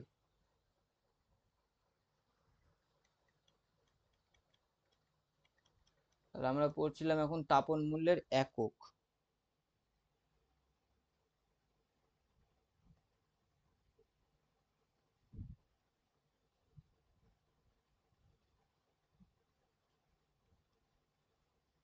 সেবারে আমরা পড়বো কয়লা। যে বিভিন্ন জীবাশ্ম জ্বালানি পড়লাম তার মধ্যে ওই কয়লা, পেট্রোলিয়াম তেল, এই দুটো জিনিস এখন আমরা পড়বো।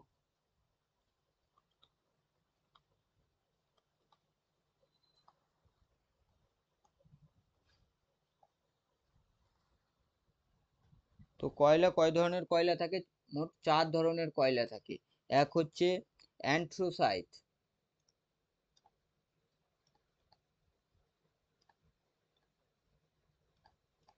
আমরা যেমন আগের দিন আয়রনের প্রকারভেদ দেখেছিলাম কার্বনের পরিমাণের উপর ভিত্তি করে, তো এটাও হচ্ছে কার্বনের পরিমাণের উপর ভিত্তি করেই এই, তো এক্ষেত্রে কার্বনের পার্সেন্টেজ ভ্যালু কত থাকে,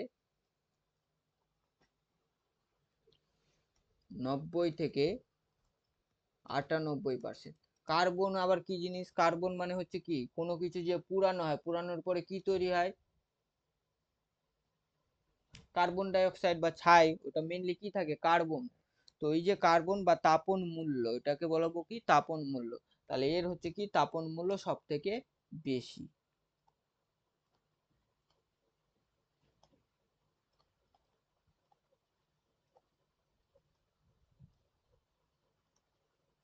তাহলে তাপন মূল্য সব থেকে বেশি কোন ধরনের কয়লার হবে, অ্যান্থ্রোসাইট কয়লা।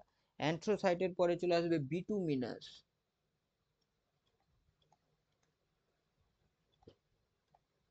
তো বিটুমিনাস কয়লা, যেখানে কার্বন হচ্ছে কত, পোড়ানোর পরে 83 থেকে 90%। নেক্সট চলে আসবে হচ্ছে লিগনাইট।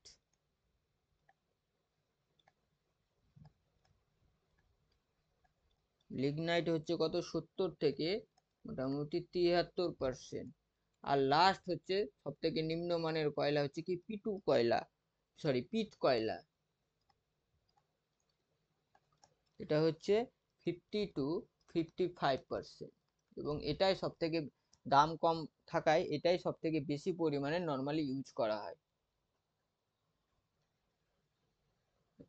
প্রাত্যহিক জীবনে যে মানুষজন যারা ধরো ইউজ করে, এটা পিট কয়লাটাই ম্যাক্সিমাম ক্ষেত্রে ইউজ করা হয়।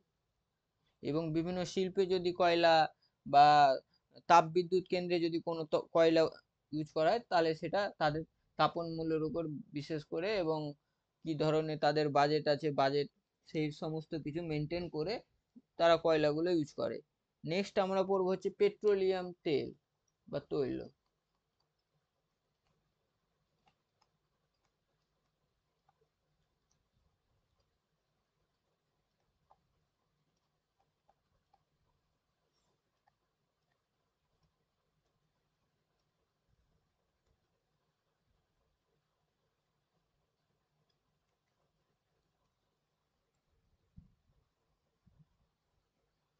আচ্ছা, এই পেট্রোলিয়ামকে বলো তো মিশ্রণের পৃথকীকরণে পড়েছিলাম, কোন ধরনের পদ্ধতিতে পৃথক করতে পারা পারা যায়? বিওজি ফানেলের সাহায্যে পৃথক করা হয়। হ্যাঁ, যদি জলের সাথে মিশ্রণ করা হয়, কিন্তু একে একে কি করা হয়, আংশিক পাতন পদ্ধতি। কারণ আমরা যে জানলাম কি পেট্রোলিয়াম তৈলের মধ্যে শুধু কি পেট্রোলিয়াম থাকে না, এর মধ্যে বিভিন্ন প্রাকৃতিক গ্যাস থাকে, পেট্রোল থাকে, কেরোসিন থাকে, ডিজেল থাকে, তো এদেরকে তো পৃথক করতে হয় আলাদা করে। তো এই পৃথক গুলো করা হয় এই আংশিক পাতন পদ্ধতি দ্বারা।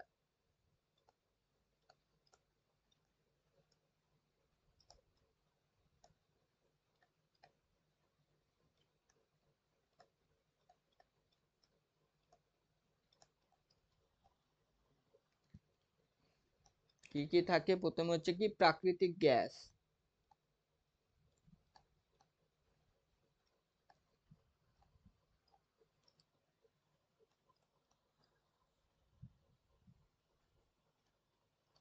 কিলোজুল পার কেজি, মানে এটা কি জিনিস, তাপন মূল্য। এই তাপন মূল্য থাকে মোটামুটি 50,000 কিলোজুল পার কেজি। 52,300 না স্যার? ওগুলো মোটামুটি আশেপাশে একটা থাকে, হ্যাঁ এক্সাক্ট তো আর বলে না কেউ, ওই জন্য সামনে একটা এরকম প্রায় চিহ্ন দিয়ে দিতে পারো, প্রায় 50,000 কিলোজুল পার কেজি, যেটা মনে থাকবে সেই রকম কিছু। এবার অপশন তোমাদের ওইভাবে এক্সাক্ট দিবে না, আশেপাশে একটা দেওয়া থাকবে, সেই অনুযায়ী লিখতে হবে। নেক্সট হচ্ছে কি পেট্রোল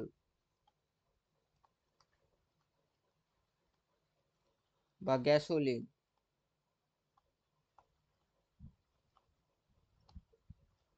এর তাপন মূল্য মোটামুটি 48,000 কিলোজুল পার কেজি। ও সামনের এইভাবে এই চিহ্নটাকে কি চিহ্ন বলা হয়, প্রায় চিহ্ন।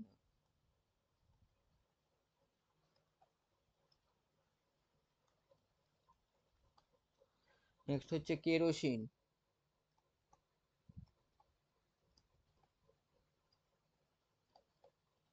কেরোসিনের হচ্ছে কত, প্রায় 46,000।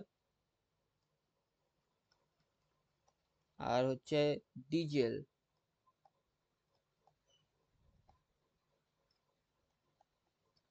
ডিজেল হচ্ছে প্রায় 44,000। 44, 46, 48, 50 এইভাবে মনে রাখবে। তাহলে আমরা একে যদি তাপন মূল্যের ঊর্ধ্বক্রমে সাজাই তাহলে কিভাবে পাবো?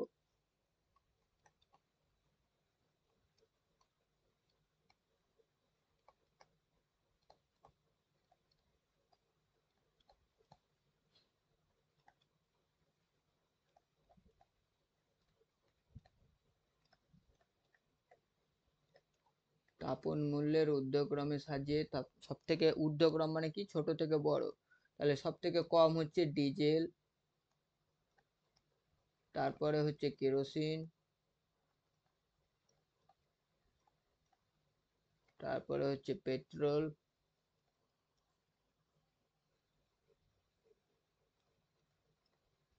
আর লাস্ট হচ্ছে কি প্রাকৃতিক গ্যাস।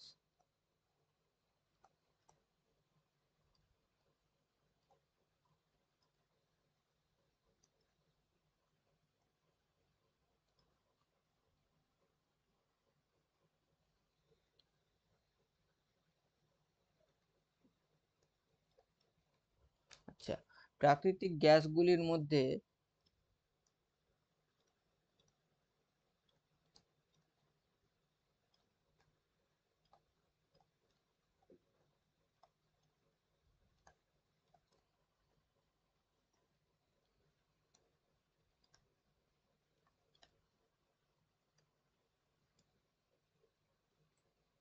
হচ্ছে এলপিজি, এর তাপন মূল্য সব থেকে বেশি।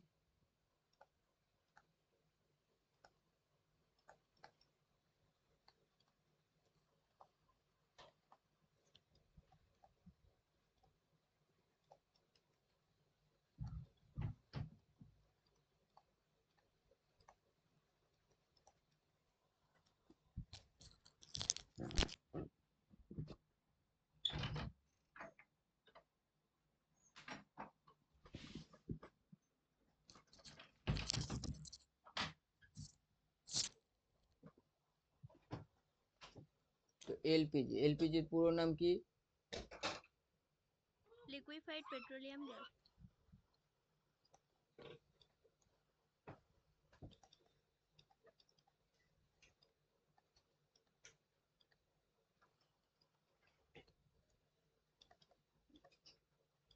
Liquefied petroleum gas.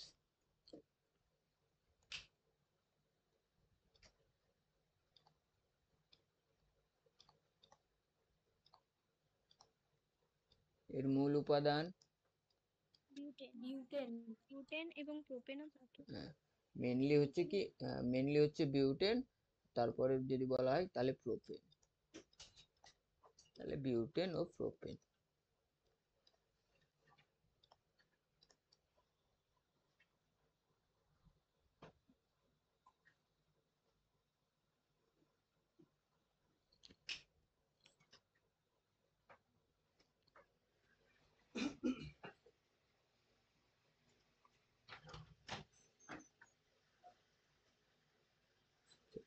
এর মধ্যে গন্ধযুক্ত কি মেশানো হয়?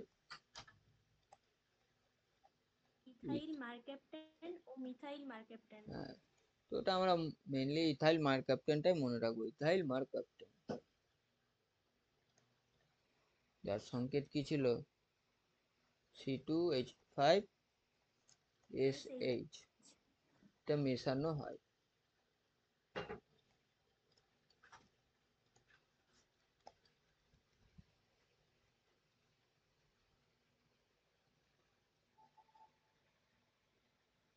নেক্সট আর একটা হচ্ছে প্রাকৃতিক গ্যাস সিএনজি।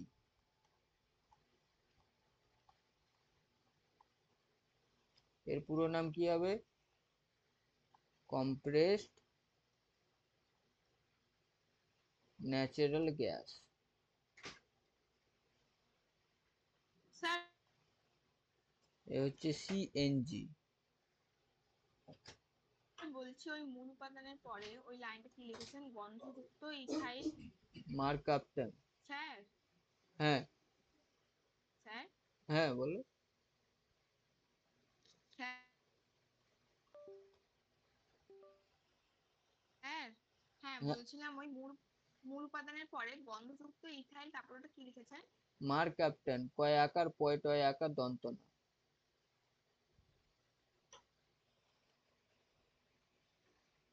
স্যার সংকেতটা কি ওটা? C2H5, তারপরে ওটা কি? SH সালফার গঠিত একটা ওই যৌগ। তাহলে হচ্ছে কম্প্রেসড ন্যাচারাল গ্যাস বা সিএনজির মূল উপাদান কি? মিথেন। মিথেন।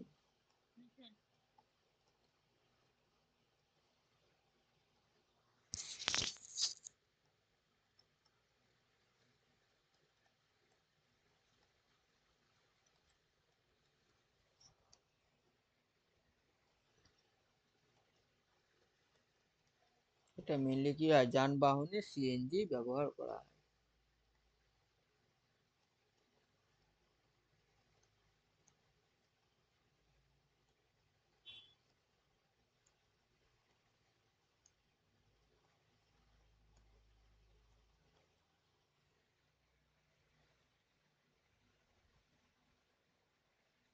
লাস্ট আমরা শক্তি পরে এই পোর্শনটুকু শেষ করব। এবার হচ্ছে শক্তি। শক্তি মানে মেনলি এখানে উৎস অনুযায়ী।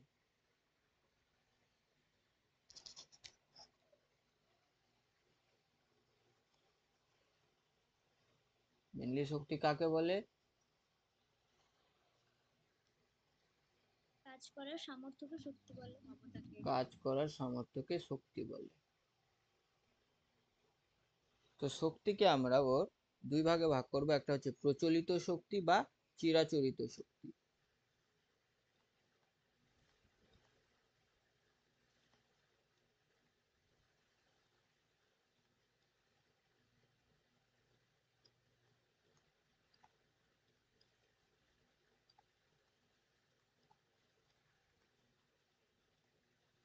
আর একটা হচ্ছে অপ্রচলিত শক্তি বা অচিরাচরিত শক্তি।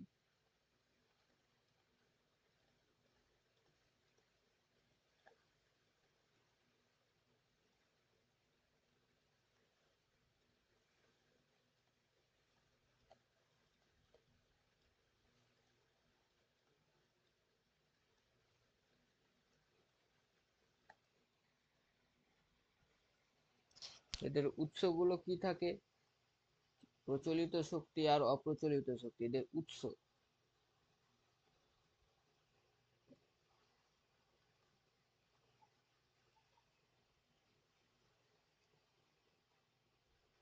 তাহলে উৎস মেনলি কি থাকে?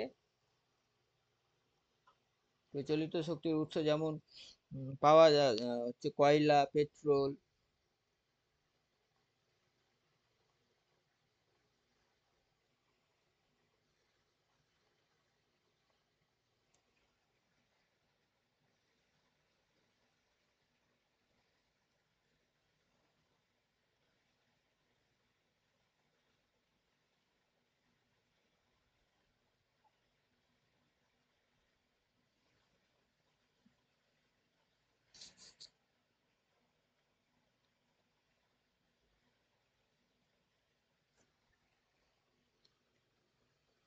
কয়লা, পেট্রোল,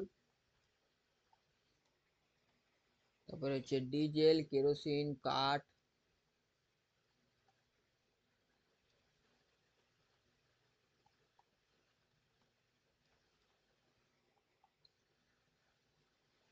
ইত্যাদি হচ্ছে প্রচলিত শক্তির উৎস।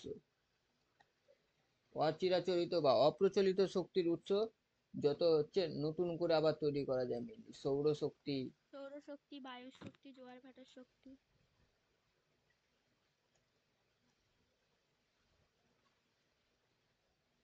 বায়ু শক্তি,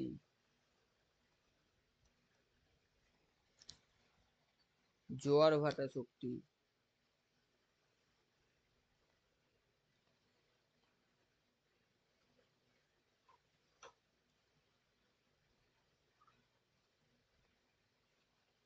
জলশক্তি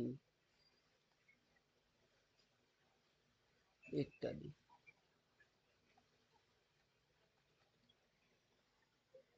তাহলে এই হলো শক্তির দুটো ভাগ, একটা হচ্ছে প্রচলিত শক্তি আর অপ্রচলিত শক্তি। এবার শক্তিকে কিরকম ভাবে আমরা পরবর্তীতে আবার তৈরি করতে পারবো কি পারবো না তার উপর ভিত্তি করে শক্তিকে আবারও দুই ভাগে ভাগ করা হয়।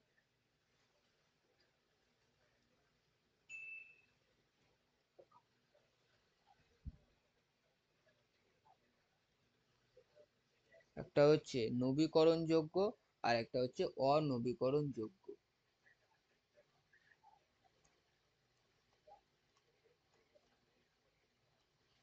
আচ্ছা, নবীকরণযোগ্য হচ্ছে কি অফুরন্ত, কখনো ফুরোবে না, থাকবে ওরা অফুরন্ত। আর হচ্ছে অনবীকরণযোগ্য যারা হচ্ছে সীমিত, যেমন কয়লা একটা সময় গিয়ে শেষ হয়ে যাবে, তো এরা হচ্ছে অনবীকরণ যোগ্য, এরা হচ্ছে সীমিত।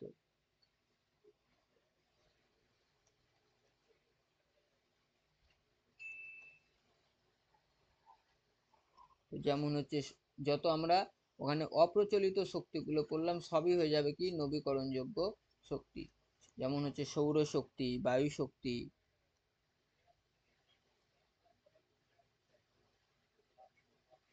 জোয়ার ভাটা শক্তি,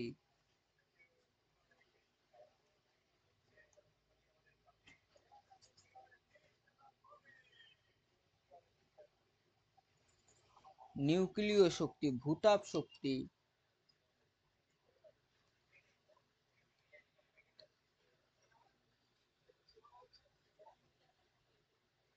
স্যার বায়োমাসও তো হবে। হ্যাঁ, বায়োমাস বা বায়োগ্যাস,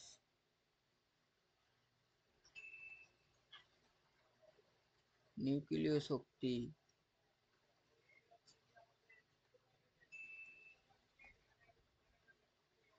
ভূতাপ শক্তি, বায়োগ্যাস, এরা সবাই হয়ে যাচ্ছে নবীকরণযোগ্য শক্তি। আর অনবীকরণ যেমন হচ্ছে যারা সীমিত, একটা সময় গিয়ে এরা শেষ হয়ে যাবে, কয়লা, যত ধরনের পেট্রোলিয়াম আছে যেমন পেট্রোল, ডিজেল, কেরোসিন,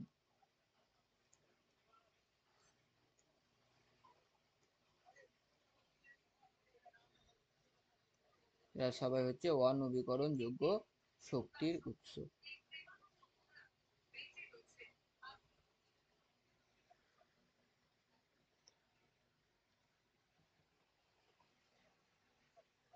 এর মধ্যে আমরা দুটো জিনিসই পড়বো, দিয়ে শেষ হবে জায়গাটা। একটা হচ্ছে সৌরশক্তি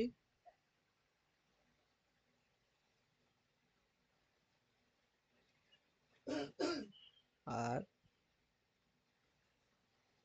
বায়োগ্যাস।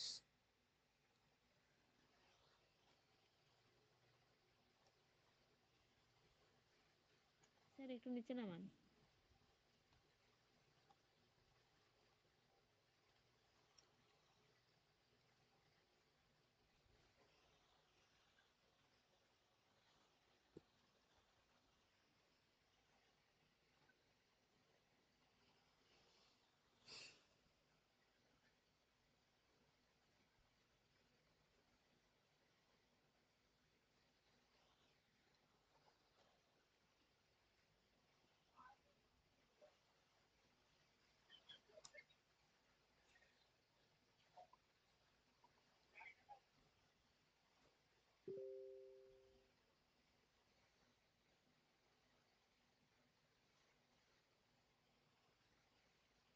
হয়েছে।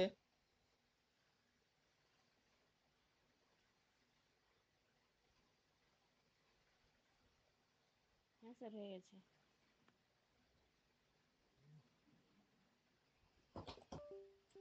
এখন আমরা পড়বো কি সৌরশক্তি। মাইকটা অফ করে দাও। সৌরশক্তি তাহলে উৎস কে? সূর্য। সূর্য।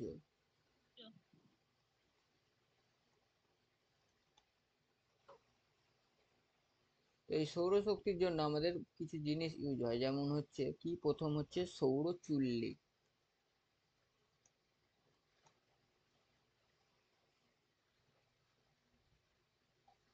বা সোলার চিমনি।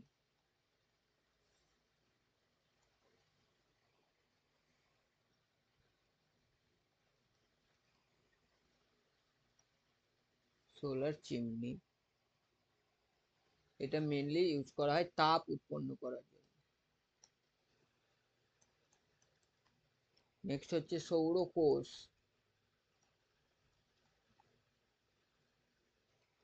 বা solar cell,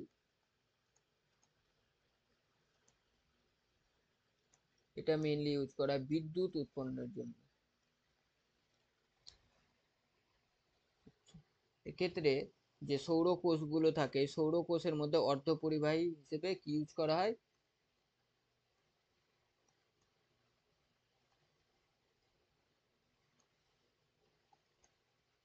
sir silicon. Silicon, অর্ধপরিবাহী সিলিকন ব্যবহৃত হয়।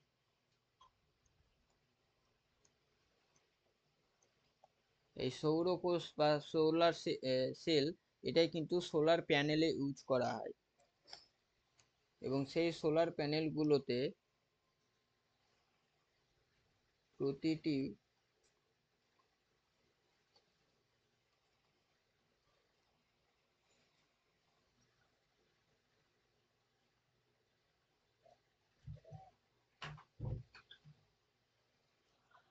সৌর কোষের প্যানেলের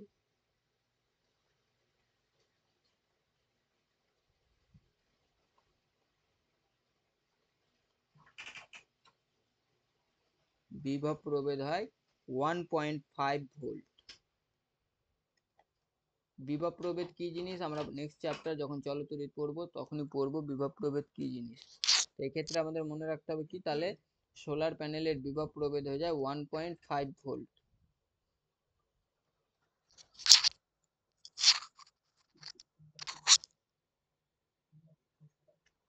আচ্ছা, লাস্ট কিছু জিনিস পড়বো আমরা কি, বায়োগ্যাস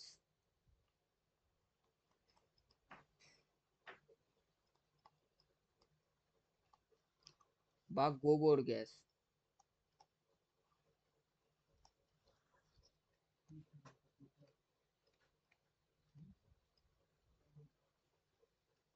বায়োগ্যাস বা গোবর গ্যাস, স্যার বায়োগ্যাসটাই কি প্রাকৃতিক গ্যাস? না ওটা আলাদা, ওটা আমরা উপরে পড়লাম অলরেডি। হ্যাঁ, যেটা প্রকৃতি থেকে ডিরেক্ট পাওয়া যাবে তাকে বায়োগ্যাস, এটা এক ধরনের জৈব গ্যাস। তো এর উৎস কি? শান্ত তাহলে বাবু তাহলে গোবর বা, উন্মেষে মাসিল মাইকটা অফ করে দিবে, কার মাইক কি হচ্ছে। তাহলে গোবর বা গৃহস্থালির বিভিন্ন বর্জ্য বস্তু,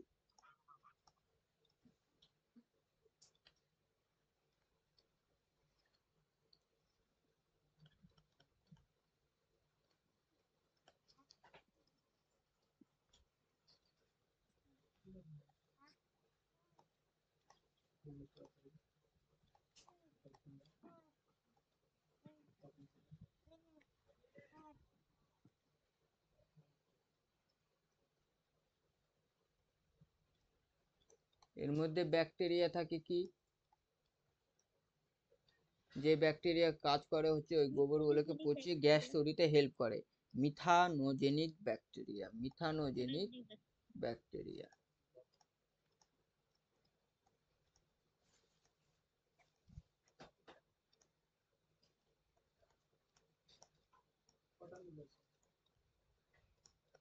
তাহলে মিথানোজেনিক ব্যাকটেরিয়া হয়ে যায়, হেল্প করে কি এই বায়োগ্যাস তৈরি করতে।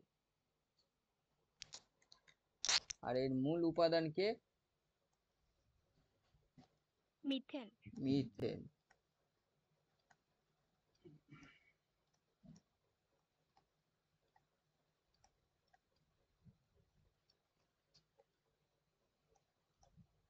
তাহলে মূল উপাদান হয়ে গেল মিথেন। এছাড়াও কিছু অন্যান্য উপাদান থাকে, কার্বন ডাইঅক্সাইড ও হাইড্রোজেন।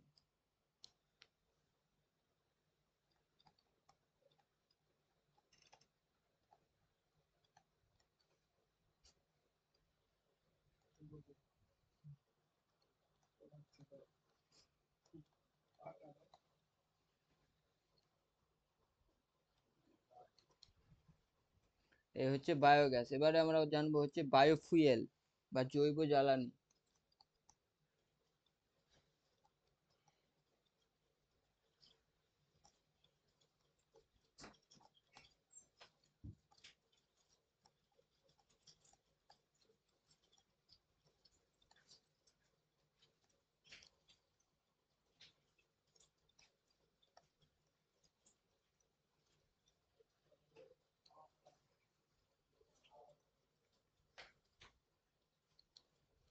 তাহলে কিছু বায়োফুয়েলের নাম হচ্ছে কি কি? বায়ো ইথানল, মিথানল,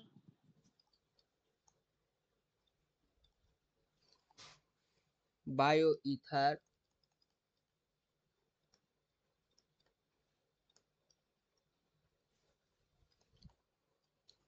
তারপর হচ্ছে বায়ো ডিজেল,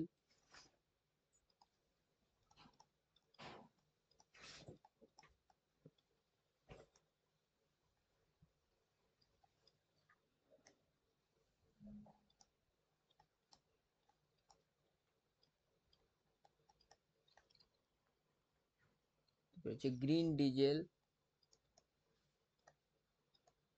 এই সমস্ত কিছু হচ্ছে বায়োফুয়েল বা জীবাশ্ম জৈব জ্বালানির উদাহরণ।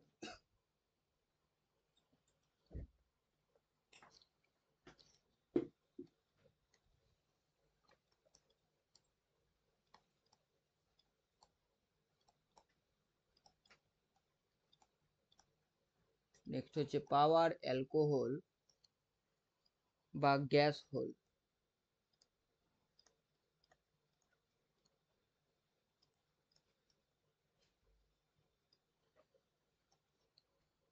এটা হচ্ছে যে বায়ো ইথানল,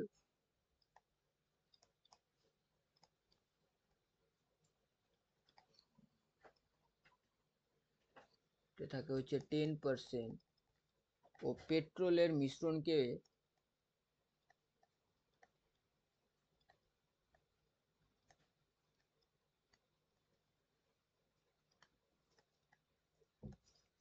পাওয়ার অ্যালকোহল বা গ্যাস হোল বলে। তাহলে পাওয়ার অ্যালকোহল বা গ্যাস হোল কাকে বলছে? যে পেট্রোল থাকবে এবং তার মধ্যে বায়ো ইথানল অ্যাড করে দেওয়া হবে 10%।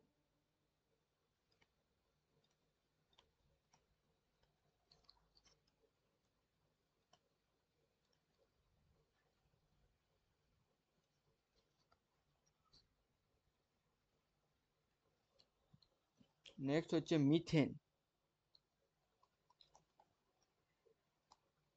তাহলে আমরা যা পড়ছি সবই কি এগুলো মেনলি জ্বালানি এগুলো হিসেবে বা শক্তি উৎস হিসেবে ইউজ হচ্ছে। তো মিথেনের আর এক নাম কি? যার সংকেত হচ্ছে CH4। তো মিথেনের আর এক নাম কি? মার্স গ্যাস না? মার্স গ্যাস, সুইট গ্যাস তো বলে sir. Sweet gas, Mars gas.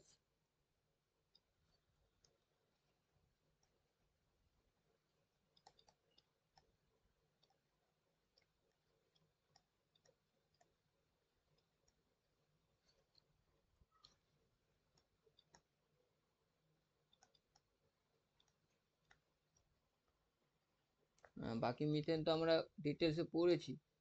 Last আমরা যেটা পড়বো হচ্ছে মিথেন হাইড্রেট বা ফায়ার আইস।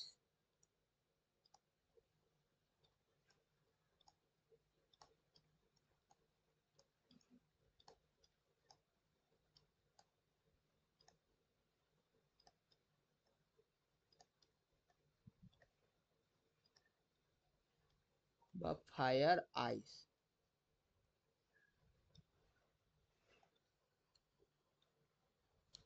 মানে হচ্ছে বরফে আগুন জ্বালানো।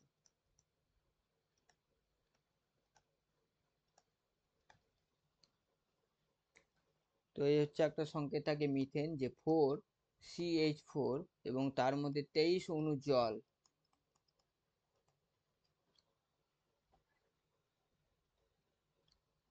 বা CH4 কে 23 কে 4 দিয়ে ভাগ করো, মোটামুটি কি পেয়ে যাবো আমরা? 5.75H2O। এটাই হয়ে যাচ্ছে মিথেন হাইড্রেট বা ফায়ার আইসের সংকেত।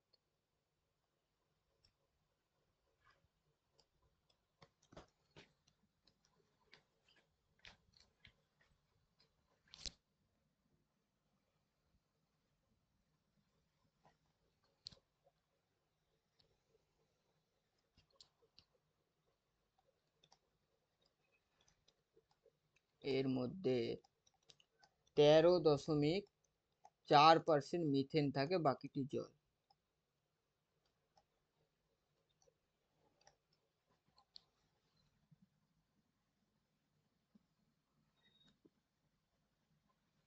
এই হচ্ছে আমাদের মোটামুটি এই চ্যাপ্টারটা শেষ হলো।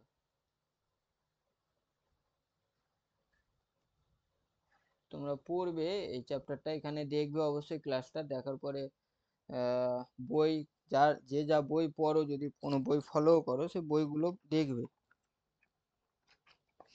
ঠিক আছে, তাহলে আজকে এখানে থাক, আমরা নেক্সট চ্যাপ্টার চলতরিৎ শুরু করব। তাহলে আমাদের ভৌত বিজ্ঞানে চলতরিৎটা বাকি থাকলো, আর তাপ থেকে তোমরা বলছিলে কিছুটা পোর্শন আমাদের বাকি থেকে গেছে, তো ওই তাপটুকু আমরা করব চলতরিৎ করার পরে, দিয়ে ভৌত বিজ্ঞানটা শেষ হবে।